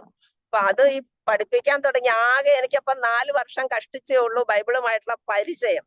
ബൈബിൾ സ്കൂളിൽ പഠിപ്പിക്കണം. എന്നെക്കായാലും വളരെ സീനിയർ ആയിട്ടുള്ളവരാണ് സ്റ്റുഡൻസ്. എന്തായിരുന്നാലും അവിടെയും കർത്താവിന്റെ കൃപയാൽ ബൈബിൾ പഠിപ്പിക്കാനായിട്ട് കർത്താവ് സഹായിച്ചു. അതിനിടയ്ക്ക് ഉണ്ടായ 1-2 സംഭവങ്ങൾ ഞാൻ ഒരിക്കലും മറക്കാത്തതും എന്റെ ആത്മീക ജീവിതത്തിൽ എന്നെ വളരെ സഹായിച്ചതുമായിട്ടുള്ള 1-2 കാര്യങ്ങൾ ഞാൻ പറയാനായിട്ട് ആഗ്രഹിക്കുക. അതിലൊരു കാര്യം എന്ന് വെച്ചാൽ, ഞാൻ അവിടെ പഠിപ്പിക്കുന്ന സമയത്ത് 89-ൽ 90-ലാണെന്ന് തോന്നുന്നു, എന്റെ ചേച്ചിക്ക് ഒരു വിവാഹാലോചന വന്നു. അപ്പൊ ഈ വിവാഹാലോചന വന്നപ്പം വീട്ടുകാരും ചേച്ചിയോട് വളരെ ഒരു വിരോധത്തിലാ. കാരണം അവൾക്ക് യാതൊരു കുഴപ്പവും ഇല്ല. ഹിന്ദു രീതിയിലുള്ള വിവാഹാലോചന വന്നിട്ടൊന്നും അവള് സമ്മതിച്ചില്ല. എങ്ങനെ കർത്താവിന്റെ വേലയ്ക്ക് പോയി, ബൈബിൾ കോളേജിൽ പഠിക്കാൻ പോയി, അതൊക്കെ കൊണ്ട് ചേച്ചിയോട് വളരെ ഒരു വിരോധത്തില. അതുകൊണ്ട് ഈ ആലോചന വന്നാലും അവരൊന്നും ചെയ്യത്തില്ല. അപ്പൊ ഇങ്ങനെ ഈ വിവാഹാലോചന വന്നു, എന്താ ചെയ്യേണ്ടത്? പൈസ വേണമല്ലോ കല്യാണം നടക്കണമെങ്കിൽ. ഒരു ദൈവദാസനാണ്, ഒരു കർത്താവിന്റെ വേല ചെയ്യുന്ന ഒരു ദാസനാണ്. വിവാഹാലോചനയുടെ കാര്യം വീട്ടിൽ പറയാൻ തന്നെ പേടി. എന്തായിരുന്നാലും അവള് വർക്ക് ചെയ്തിരുന്ന ആ സംഘടനയിലെ സാറ് വീട്ടിൽ എന്റെ ആങ്ങളയോട് കാര്യം വിളിച്ചു പറഞ്ഞു. ആങ്ങളെ ഒന്നും മറുപടി പറഞ്ഞില്ല. ഞങ്ങൾക്ക് കുഴപ്പമൊന്നുമില്ല എന്ന് മാത്രം പറഞ്ഞു. പക്ഷെ 5 പൈസ പോലും തരുന്ന കാര്യം പറഞ്ഞില്ല. അപ്പൊ ഞാൻ എന്റെ മനസ്സിൽ ചിന്തിച്ചു, അച്ഛൻ ഞങ്ങൾക്ക് തരുന്ന സ്വത്തുണ്ട്, 1/2 ഏക്കർ സ്ഥലം വീതം ഞങ്ങൾക്ക് തന്നുണ്ട്, അതിനകത്ത് നിറച്ച് ആദായമുണ്ട്. അപ്പൊ അത് നിൽക്കുന്ന കുറെ തടി വെട്ടി വിറ്റാലാണെങ്കിലും കുറെ പൈസ കിട്ടും. അപ്പൊ ഞാൻ ചേച്ചിക്ക് ഒരു എഴുത്തെഴുതി, നീ ഒരു കാര്യം ചെയ്യേ, വീട്ടിൽ ചെന്നിട്ട് വെല്ലിച്ചാനോട്, മൂത്ത ആങ്ങളോട് പറയാം, അച്ഛന്റെ വീതം ഉണ്ടല്ലോ, നമ്മുടെ വീതം നമുക്ക് ഇങ്ങ് തരാൻ, കല്യാണത്തിന് വേറെ ഒന്നും തരണ്ട, ആ വീതം ഇങ്ങ് തരാൻ പറയാൻ. അത് കിട്ടിയാൽ കല്യാണത്തിന് യാതൊരു ബുദ്ധിമുട്ടും ഇല്ലാതെ നടക്കുമല്ലോ. അപ്പൊ ചേച്ചി, അന്ന് ഫോണൊന്നും ഇല്ല, ഞങ്ങൾ എഴുത്തെഴുതുക ചെയ്യുന്നത്. അപ്പൊ എഴുത്തിന്റെ മറുപടി വന്നു. ആ മറുപടിയിൽ എഴുതിയിരുന്ന ഒരു കാര്യം ഇന്നും എന്റെ ജീവിതത്തിൽ അത് വളരെ എന്നെ സഹായിക്കുന്ന ഒരു ആത്മീക കാര്യമാണ്. ചേച്ചി എഴുതിയിരുന്ന ഇങ്ങനെ, കൊച്ചെ, അച്ഛൻ നമുക്ക് തരാനുള്ള സ്വത്ത് നമുക്കുണ്ടെന്നുള്ളത് ഒരു വാസ്തവമാണ്. പക്ഷേ ഈ ലോകത്തിൽ നമ്മുടെ പിതാവിന്റെ സ്വത്തിന് വേണ്ടി വീട്ടിൽ ചെന്ന് സഹോദരന്മാരോട് വഴക്കിടാതെ അവർ തരികയല്ല. വഴക്കിട്ട് അത് മേടിക്കാൻ പോയിട്ട് സ്വർഗീയ പിതാവ് നമുക്ക് വെച്ചിട്ടുള്ള അനുഗ്രഹങ്ങൾ നഷ്ടമായി പോയാൽ നാം എന്ത് ചെയ്യും? അതുകൊണ്ട് ഞാൻ അതിനൊരിക്കലും തയ്യാറല്ല. വിവാഹത്തിന് ദൈവഹിതമെങ്കിൽ കർത്താവ് അത് നടത്തട്ടെ. അപ്പൊ ഈ ഒരു കാര്യം, ഈ ലോകത്തിലെ പല കാര്യങ്ങൾക്കും വേണ്ടി ആഗ്രഹിക്കുന്നത് കൊണ്ട് സ്വർഗീയ പിതാവ് വെച്ചിരിക്കുന്ന അനുഗ്രഹങ്ങൾ നഷ്ടപ്പെടാൻ ഒരവസരം ഉണ്ടായാൽ അത് എത്ര വലിയ ഒരു ദുഃഖാവസ്ഥയാണെന്ന് അന്ന് തൊട്ട് ഇന്ന് വരെ, ഇത് 90-ലെ കാര്യമാണ് ഞാൻ പറയുന്നത്, ഇന്നും എന്റെ ജീവിതത്തിൽ എന്നെ സഹായിക്കുന്ന ഒരു കാര്യമായത്. അതുപോലെ മറ്റൊരനുഭവം, ബൈബിൾ കോളേജ് ഞാൻ പഠിപ്പിക്കാൻ തുടങ്ങിയപ്പോ ഞാൻ പറഞ്ഞല്ലോ, എനിക്ക് ആകെ 4 വർഷത്തെ ക്രിസ്തീയ അനുഭവമേ ഉള്ളൂ. അപ്പോ എന്തെല്ലാം ചെയ്താലും എവിടെയെങ്കിലും ഒക്കെ കുറ്റവും കുറവുകളുമാണ്. അപ്പൊ ഈ ബൈബിൾ കോളേജിലെ സ്റ്റാഫ് ചിലരെനിക്ക് വളരെ വളരെ സപ്പോർട്ടായിട്ട് വളരെ സഹായിക്കും, എന്റെ ബലഹീനതയൊക്കെ മനസ്സിലാക്കി സഹായിക്കും. എന്നാൽ ചിലരെ എപ്പോഴും കുറ്റം കണ്ടുപിടിക്കും. അപ്പൊ അന്നുണ്ടായിരുന്ന ഒരു സ്റ്റാഫ്, അന്നത്തെ വാർഡനായിരുന്ന ഒരാള് എന്നോട് എപ്പോഴും എന്തെങ്കിലും പറഞ്ഞ് വഴക്ക്. ഞാൻ എന്നും എനിക്ക് കരയാനേ സമയമുണ്ടായിരുന്നുള്ളൂ. അപ്പൊ ഞാൻ ഈ കാര്യം ചെന്ന് അമ്മച്ചിയോടൊന്നും പറയാറുണ്ട്, മിസ് SSK ചെറിയാൻ്റെ അടുത്ത്. അമ്മച്ചി പറയും സാരമില്ല. അപ്പൊ അമ്മച്ചി പറയുന്ന ഒരു കാര്യമുണ്ട്. അമ്മച്ചി പറയുന്നത്, കൊച്ചേ, ബൈബിൾ കോളേജിൽ പഠിച്ചാൽ കിട്ടാത്ത ട്രെയിനിങ് സുവിശേഷ വേലയ്ക്കുണ്ട്. അതുകൊണ്ട് ആ ട്രെയിനിങ് ആയതൊന്ന് നീ മനസ്സിലാക്കണം. ഇതൊക്കെ ബൈബിൾ കോളേജിൽ പഠിച്ചാൽ കിട്ടാത്ത ട്രെയിനിങ് ദൈവമക്കൾക്ക് വേണ്ടി ദൈവം വെച്ചിരിക്കുന്നതാ. അതുകൊണ്ട് നിനക്ക് ദൈവം ഒരു ശുശ്രൂഷ വെച്ചിട്ടുണ്ട്, അതുകൊണ്ടാണ് ഇതൊക്കെ എന്നമ്മച്ചി പറയുമായിരുന്നു. അപ്പൊ അങ്ങനെ മുമ്പോട്ട് പോയി. ഒരു ദിവസം അവിടെ വേറൊരു സ്റ്റാഫിന്റെ സെൻഡ് ഓഫ് ആയിരുന്നു. അതിന്റെ പാർട്ടിക്ക് ഈ ബൈബിൾ സ്കൂളിലെ സ്റ്റാഫ് എല്ലാം പോണം. അപ്പൊ മറ്റുള്ളവർ, ഞാൻ പറഞ്ഞല്ലോ എനിക്ക് പ്രയാസം വരുത്തുന്ന ഈ വ്യക്തി ഉള്ളത് കൊണ്ട് ഞാൻ പോയില്ല. ഞാൻ ആ സമയം അവിടുന്ന് മുറി പോയിരുന്നു. അത് അമ്മച്ചി കണ്ടുപിടിച്ചിട്ട് തിരക്കി ഞാൻ എന്ത് ചെയ്യുന്നത്. അപ്പം അമ്മച്ചിക്ക് മനസ്സിലായി. ഞാൻ ആ വൈകുന്നേരം അമ്മച്ചിയുടെ അടുത്ത് ചെന്നു. ഞാൻ ഈ കാര്യം പറയാനായിട്ട് പറഞ്ഞപ്പോ അമ്മച്ചി എന്നോട് ചില കാര്യങ്ങൾ പറഞ്ഞു. ഞാൻ ചെന്നില്ല അമ്മച്ചി എന്ന് പറഞ്ഞ ഉടനെ അമ്മച്ചി പറഞ്ഞു, എനിക്ക് മനസ്സിലായി നീ വന്നില്ല, നീ വരാത്തന്റെ കാര്യവും എനിക്ക് മനസ്സിലായി. ആ ഇന്നയാൾ അവിടെ ഉള്ളത് കൊണ്ടല്ലേ നീ വരാഞ്ഞത്, അതുകൊണ്ട് തന്നെയാ വരാഞ്ഞത്, എനിക്കത് അറിയാം എന്ന് പറഞ്ഞിട്ട് അമ്മച്ചി ഒരുപാട് കാര്യങ്ങൾ പറഞ്ഞു. അതിലൊരു കാര്യം എന്റെ ജീവിതത്തിൽ, എന്റെ ഹൃദയത്തിൽ ഇന്നും നിലനിൽക്കുന്ന ഒരു കാര്യം, അമ്മച്ചി പറഞ്ഞ കാര്യം ഇതാ. നമ്മൾ ഒരു ദിവസം സ്വർഗത്തിലെത്തും. സ്വർഗത്തിലെത്തുമ്പം ദൈവം നമ്മളോട് എല്ലാത്തിന്റെയും കണക്ക് ചോദിക്കും. അപ്പൊ ഈ കണക്കുകൾ ചോദിക്കുമ്പം മറ്റുള്ളവർ നിന്നോട് എന്ത് ചെയ്തെന്ന് കർത്താവ് ഒരിക്കലും ചോദിക്കത്തില്ല. പക്ഷെ നീ മറ്റുള്ളവരോട് എങ്ങനെ പ്രവർത്തിച്ചു, മറ്റുള്ളവരുടെ പ്രവൃത്തിയിൽ നീ എങ്ങനെ പ്രതികരിച്ചു, ഇത് കർത്താവ് ചോദിക്കും. അതിന് നീ മറുപടി പറയേണ്ടി വരും.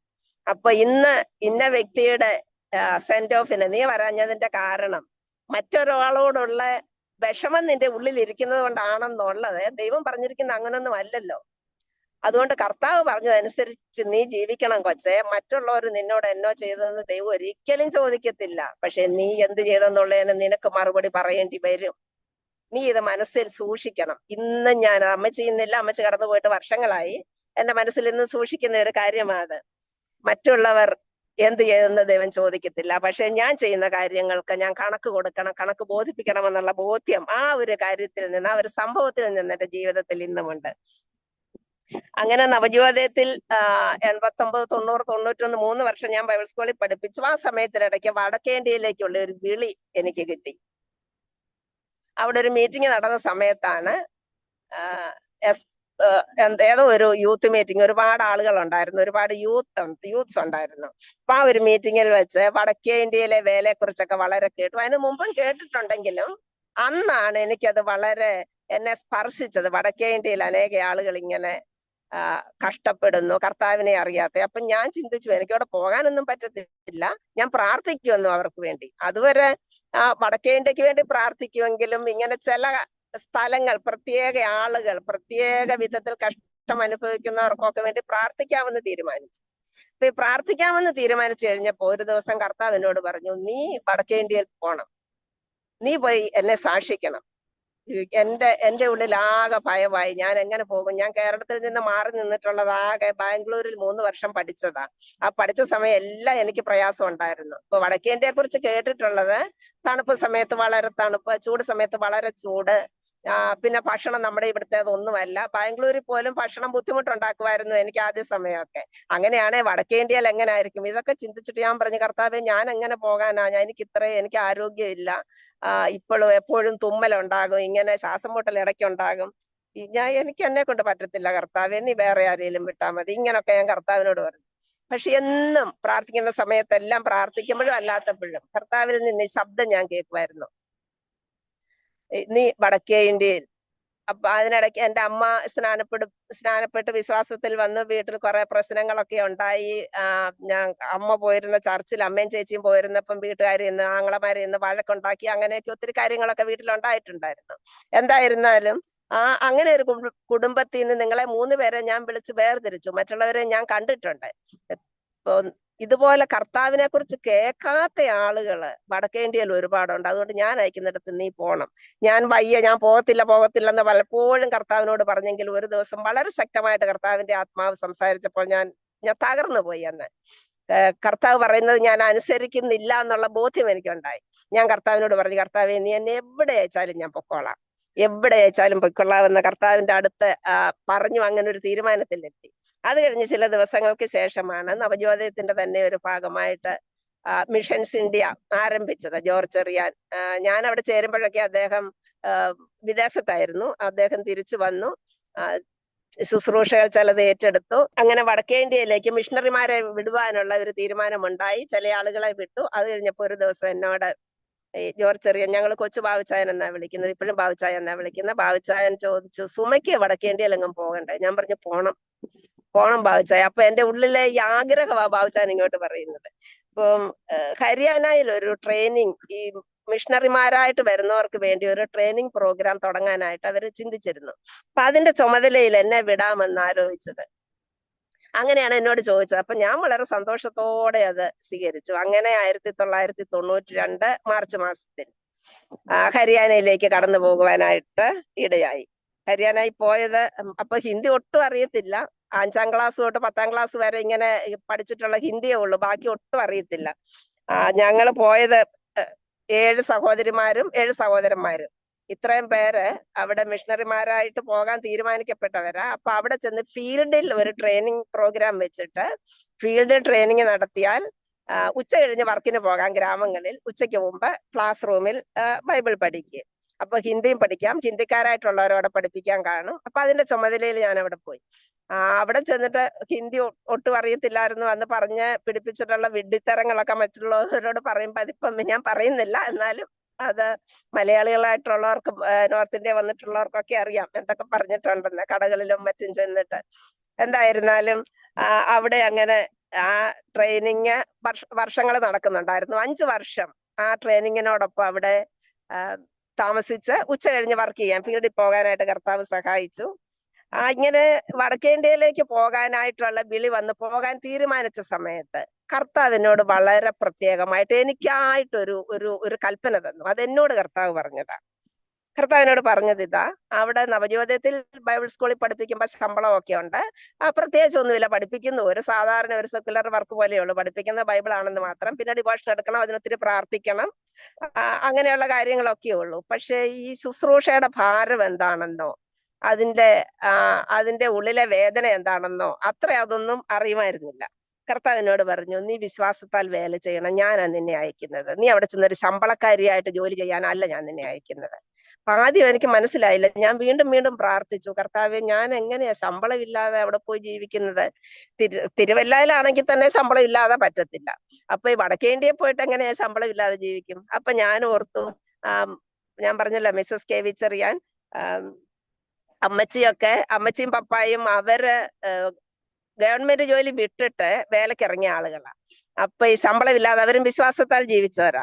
അപ്പൊ അമ്മച്ചിയോട് ചോദിച്ചാൽ അമ്മച്ചി ഒരു വഴി പറഞ്ഞു തരും, വിശ്വാസത്താൽ ജീവിക്കുന്നത് എങ്ങനെയാണെന്ന് പറഞ്ഞു തരുമെന്നായിരുന്നു എന്റെ ചിന്ത. ഞാൻ ചെന്ന് അമ്മച്ചിയോട് പറഞ്ഞു, അമ്മച്ചി, കർത്താവ് എന്നോട് ഇങ്ങനെ പറഞ്ഞു, നീ വിശ്വാസത്താൽ ജീവിക്കണം, വിശ്വാസത്താൽ വേല ചെയ്യണം, ഞാനിതിന് എന്താ ചെയ്യണ്ടേ? അപ്പൊ അമ്മച്ചി എന്നോട് ഒറ്റ ഒരു സെന്റൻസിൽ അതിന് മറുപടി പറഞ്ഞു. അമ്മച്ചി പറഞ്ഞു, കൊച്ചേ, കർത്താവ് ഒരു കാര്യം പറഞ്ഞാൽ അത് അനുസരിക്കണം, അനുസരിച്ചാൽ അനുഗ്രഹമാണ്. അത്രേ മാത്രമേ പറഞ്ഞുള്ളൂ. അപ്പൊ കർത്താവ് പറയുന്ന അനുസരിച്ചാൽ അനുഗ്രഹമാണ്, ഇത്ര മാത്രമേ കിട്ടിയുള്ളൂ. അപ്പൊ എനിക്ക് ശകലം കൺഫ്യൂഷൻ ഉണ്ട് എന്താ ചെയ്യേണ്ടതെന്ന്. എന്തായാലും 92 മാർച്ച് മാസത്തിൽ ഹരിയാനയിലെത്തി. അവിടെ ചെന്ന് കഴിഞ്ഞിട്ടാണ് ഞാൻ ബാബുച്ചായനോടും ഭാര്യ സുമചേച്ചിയോടും പറയുന്നത്, എനിക്ക് ശമ്പളം വേണ്ട, ഞാൻ വർക്ക് ചെയ്യത്തോളാം, എനിക്ക് ആകുന്നിടത്തോളം ഞാൻ വർക്ക് ചെയ്തോളാം, പക്ഷെ എനിക്ക് ശമ്പളം വേണ്ട. അപ്പൊ അവര് ചോദിച്ചു, അയ്യോ സുമ, അതെങ്ങനെയാ നടക്കുന്നത്? ശമ്പളം ഇല്ലാതെ സുമ എങ്ങനെ ജീവിക്കും? ഭക്ഷണം എങ്ങനെ കഴിക്കും? അപ്പൊ അത് കർത്താവ് നടത്തും എന്ന് പറയാനുള്ള വിശ്വാസം എനിക്ക് ഉണ്ടായിരുന്നില്ല. നടത്തുമെന്ന് പറയാൻ എനിക്ക് പറ്റിയില്ല. ഞാൻ മിണ്ടാതിരുന്നു. എന്ത് ചെയ്യണമെന്ന് അറിയാത്തത് കൊണ്ട് ഞാനിങ്ങനെ മിണ്ടാതിരുന്നപ്പം സുമചേച്ചി തന്നെ പറഞ്ഞു, ഒരു കാര്യം ചെയ്യേ, ഇവിടെ ഈ ട്രെയിനീസിന് ഒരു അലവൻസ് ഉണ്ട്, അവർക്ക് ഭക്ഷണത്തിന് വേണ്ടി, പിന്നെ അവർക്കൊരു പോക്കറ്റ് മണി ഉണ്ട്. അപ്പൊ സുമയെ കർത്താവ് നടത്തുമെന്നുള്ള ഉറപ്പ് സുമയ്ക്കുണ്ടെങ്കിൽ സുമ പോക്കറ്റ് മണി ഒന്നും മേടിക്കണ്ട. അപ്പൊ ഓഫീസിന്റെ കാര്യങ്ങളും എനിക്ക് തന്നിട്ടുണ്ട്, പൈസ കാര്യങ്ങൾ, അവിടുത്തെ ട്രഷറർ എന്നുള്ള രീതിയിൽ പൈസയുടെ കാര്യങ്ങൾ കൈകാര്യം ചെയ്യേണ്ടത് ഞാനാ. അപ്പം പൈസ ഓഫീസിൽ നിന്ന് മെസ്സിലേക്ക് കൊടുക്കേണ്ടത് അത്രയും, ഈ സ്റ്റുഡൻസിന് കൊടുക്കുന്ന അത്രയും മെസ്സിലേക്ക് കൊടുക്കേണ്ട അത്രയും പൈസ സുമ എടുത്തിട്ട് മെസ്സിൽ കൊടുക്കണം. എന്നിട്ട് ഭക്ഷണം കഴിക്കുക. അല്ലാതെ അവരുടെ ഭക്ഷണം കഴിക്കാൻ പറ്റത്തില്ലല്ലോ. അപ്പൊ എനിക്കും തോന്നിയത് നല്ല കാര്യമാണ്, അന്ന് അങ്ങനെ ചെയ്യാം. അപ്പൊ അന്ന് 300 രൂപയാണ് ഒരു സ്റ്റുഡന്റിനുള്ളത്. അപ്പൊ 300 രൂപ എനിക്കും എടുക്കും. അങ്ങനെ 7.5 വർഷം മിഷൻസ് ഇന്ത്യയില് പ്രവർത്തിച്ചു. വളരെ അനുഗ്രഹമായ ശുശ്രൂഷയായിരുന്നു. കാരണം അവിടെ പയനിയർ വർക്കായിരുന്നു. മിഷൻസ് ഇന്ത്യ തുടങ്ങിയത് ആരും പ്രവർത്തിച്ചിട്ടില്ലാത്ത സ്ഥലങ്ങളില്ല. യമുനാനഗർ എന്ന് പറയുന്ന ആ സ്ഥലത്താണ് താമസിച്ചിരുന്നത്. അവിടെ ഒരുപാട് അനുഭവങ്ങളുണ്ട്. ഞാൻ പറഞ്ഞില്ലേ, ഈ ശമ്പളം കൂടാതെ പ്രവർത്തിച്ചിട്ടും എനിക്ക് ഒന്നിനും ഒരു ബുദ്ധിമുട്ടുണ്ടായിരുന്നില്ല. കാരണം എന്താന്ന് ചോദിച്ചാ, ശമ്പളം ഇല്ലാതെ പ്രവർത്തിക്കുന്നത് കൊണ്ട് ആര് നാട്ടിൽ നിന്ന് വന്നാലും മിഷൻസിന്റെ തന്നെ ചെന്നാലും എനിക്ക് വേണ്ടതെല്ലാം മേടിച്ചു തരും, കൈ നിറച്ച് പൈസയും തരും. അപ്പൊ കർത്താവ് എന്നോട് പറയും, ഇങ്ങനെ ഒരു വേലയല്ല നിന്നെ കുറിച്ച് ഞാൻ ഉദ്ദേശിക്കുന്നത്. കാരണം ശമ്പളം വേണ്ടെന്ന് പറഞ്ഞത് ഒരു തരത്തിൽ പറഞ്ഞ ശമ്പളം മേടിക്കുന്നവരെക്കായാലും കൂടുതൽ പൈസയും സാധനങ്ങളും തുണിയും ചെരുപ്പും ബാഗും ഇങ്ങനെ വേണ്ടതെല്ലാം ആവശ്യത്തിലധികം വരിക. ഞാൻ അമ്മച്ചിയോട് ഈ വിവരമൊക്കെ പറയുമ്പോ അമ്മച്ചിക്ക് മാത്രമേ എനിക്ക് തോന്നുന്നു എന്റെ ഈ വിളി അതുപോലെ മനസ്സിലായിട്ടുള്ളൂ.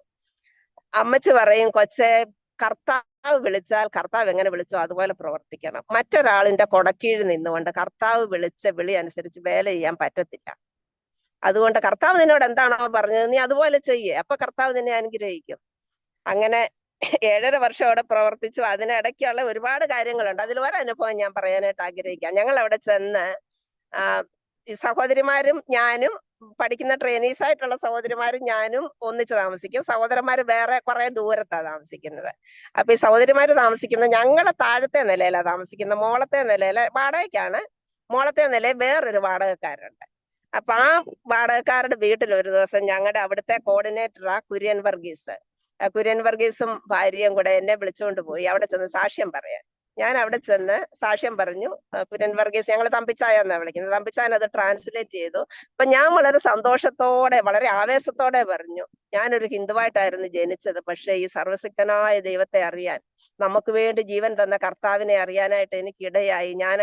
ഞാൻ ആദരിച്ചു പോന്ന ഞാന് എന്താ പറയുന്നത്, വിശ്വസിച്ചിരുന്ന ദൈവങ്ങളെയൊക്കെ വിട്ട് കർത്താവിന്റെ പിന്നാലെ ഇറങ്ങാൻ എനിക്ക് ഭാഗ്യം ലഭിച്ചു. ഇതൊക്കെ വലിയ സന്തോഷത്തോടെ പറഞ്ഞപ്പോ ആ വീട്ടുകാരൻ, ഹസ്ബൻഡ് അതൊക്കെ സന്തോഷത്തോടെ കേട്ടു. നല്ല കാര്യം എന്ന് പറഞ്ഞു. പക്ഷെ ഭാര്യ പ്രേമ എന്ന് പറയുന്ന ഒരു സഹോദരിയ, ഒരു സ്കൂൾ ടീച്ചറാ.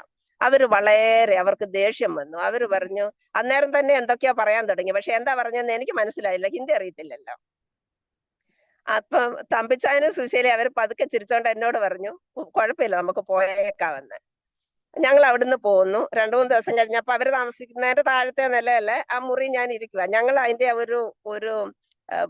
ഒരു എന്താ പറയുന്ന ഒരു പാസേജ് ഉണ്ട്. ആ പാസേജ് ഒരു റൂം, അതിനകത്തുനിന്ന് സ്റ്റെയർ കേസ്. അവരിറങ്ങി വന്നിട്ട് ഞാൻ അവിടെ ചായ കുടിക്കാനായിട്ട് ഇങ്ങനെ ഗ്ലാസും ചായ എടുത്ത് കൈ പിടിച്ച് അങ്ങോട്ട് കുടിക്കാൻ തുടങ്ങിയപ്പോഴാണ് ഇവർ ഇറങ്ങി വരുന്നത്. ഞാനിങ്ങനെ ചായ കുടിക്കുന്ന കണ്ടോണ്ട് അവരിങ്ങനെ എന്റെ മുഖത്തോട്ട്, ഹിന്ദുവായിട്ട് ജനിച്ചിട്ട് നിനക്ക് നാണമില്ല, ക്രിസ്തുവിന്റെ ആളാന്നും പറഞ്ഞ് നടക്കാൻ, യേശുവിന്റെ ആളാന്നും പറഞ്ഞ് നടക്കാൻ നിനക്ക് നാണമില്ല, നിന്നെ ഒന്നും ജീവിക്കാൻ അനുവദിക്കരുതെന്ന് പറഞ്ഞ് അവര് കാർക്കിച്ച് എന്റെ മുഖത്തോട്ട് ഒരു തുപ്പങ്ങ് തുപ്പി.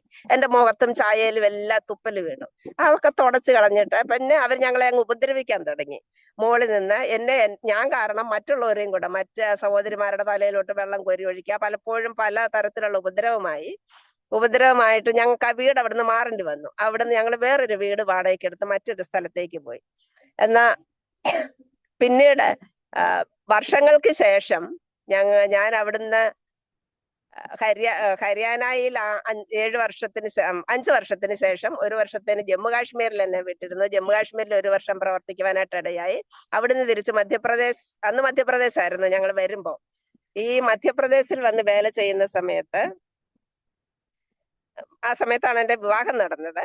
അപ്പൊ വിവാഹം നടന്ന് കുറച്ച് നാൾ കഴിഞ്ഞപ്പോഴാണ് ഹരിയാനയിൽ അന്ന് എന്റെ കൂടെ ഉണ്ടായിരുന്ന ഒരു സഹോദരിയുടെ, മൃദുല എന്ന് പറയുന്ന സഹോദരിയുടെ ഫോൺ വന്നിട്ട് പറഞ്ഞു, ടീച്ചറെ, ഒരു വലിയൊരു കാര്യം പറയാനായിട്ടാണ് ഞാൻ വിളിച്ചത്. അപ്പൊ എന്ത് പറ്റിയെന്ന് ചോദിച്ചപ്പോ പറഞ്ഞു, അന്ന് നമ്മളോട് വഴക്കിടുവായിരുന്നു ആ പ്രേമാദീതി ഉണ്ടല്ലോ, ആ പ്രേമാദീതി വിശ്വാസത്തിൽ വന്നു, ആ പ്രേമാദീതി രക്ഷിക്കപ്പെട്ടു, അവരും മക്കളും കർത്താവിനെ അറിഞ്ഞ് ആരാധനയ്ക്ക് വരുന്നു. അപ്പൊ ആരാധനയ്ക്ക് വന്ന് അവരെ കണ്ടപ്പോഴാണ് അവരാണോന്ന് ഇങ്ങനെ ചിന്തിച്ചു എന്ന് പറഞ്ഞു മൃദുല. അവരാണോന്ന് സംശയം തോന്നിയിട്ട് ചെന്ന് ചോദിച്ചു. അപ്പൊ അവർ തമ്മിൽ മനസ്സിലായിട്ട് പറഞ്ഞു അവര് വളരെ കഷ്ടം അനുഭവിച്ചു. അവരുടെ 2 പെൺകുട്ടികളും 1 മോനും ഉള്ളത്. അപ്പൊ ഈ പെൺകുട്ടികൾ 2 പേരും അവർക്ക് ഡയബറ്റീസ് ബാധിച്ചു. 2 പേർക്കും ഷുഗർ ചെറുപ്രായത്തില്. 8 10 പോലും വയസ്സ് പ്രായമില്ലാത്ത കുഞ്ഞുങ്ങള്. അപ്പൊ അതുകൊണ്ട് അവര് ചികിത്സിച്ച് മടുത്തിട്ട് പ്രാർത്ഥിക്കാൻ വന്നു. അങ്ങനെയാണ് അവര് പ്രാർത്ഥിക്കാൻ വന്ന് ദൈവത്തെ അറിയാതെ ഇരുന്ന് എന്നെ ദൈവത്തെ അറിയുവാനായിട്ട് ഒരു മുഖാന്തരമായി എന്നൊക്കെ അവര് പറഞ്ഞു. അങ്ങനെ ഈ പ്രേമാതീതി വിശ്വാസത്തിൽ വന്നു എന്നറിഞ്ഞപ്പോ ഞാൻ ഓടിച്ചെന്ന് എന്റെ ഹസ്ബൻഡിനോട് പറഞ്ഞു, അച്ഛാ ഇങ്ങനെ അന്ന് ഞാൻ പറയുന്ന ആ സഹോദരി ഇല്ലേ, അവര് വിശ്വാസത്തിൽ വന്ന്, നമുക്കൊന്ന് പോകാം അവരെ കാണാൻ. അച്ഛാന് സന്തോഷത്തോടെ പറഞ്ഞു നമുക്ക് പോകാം.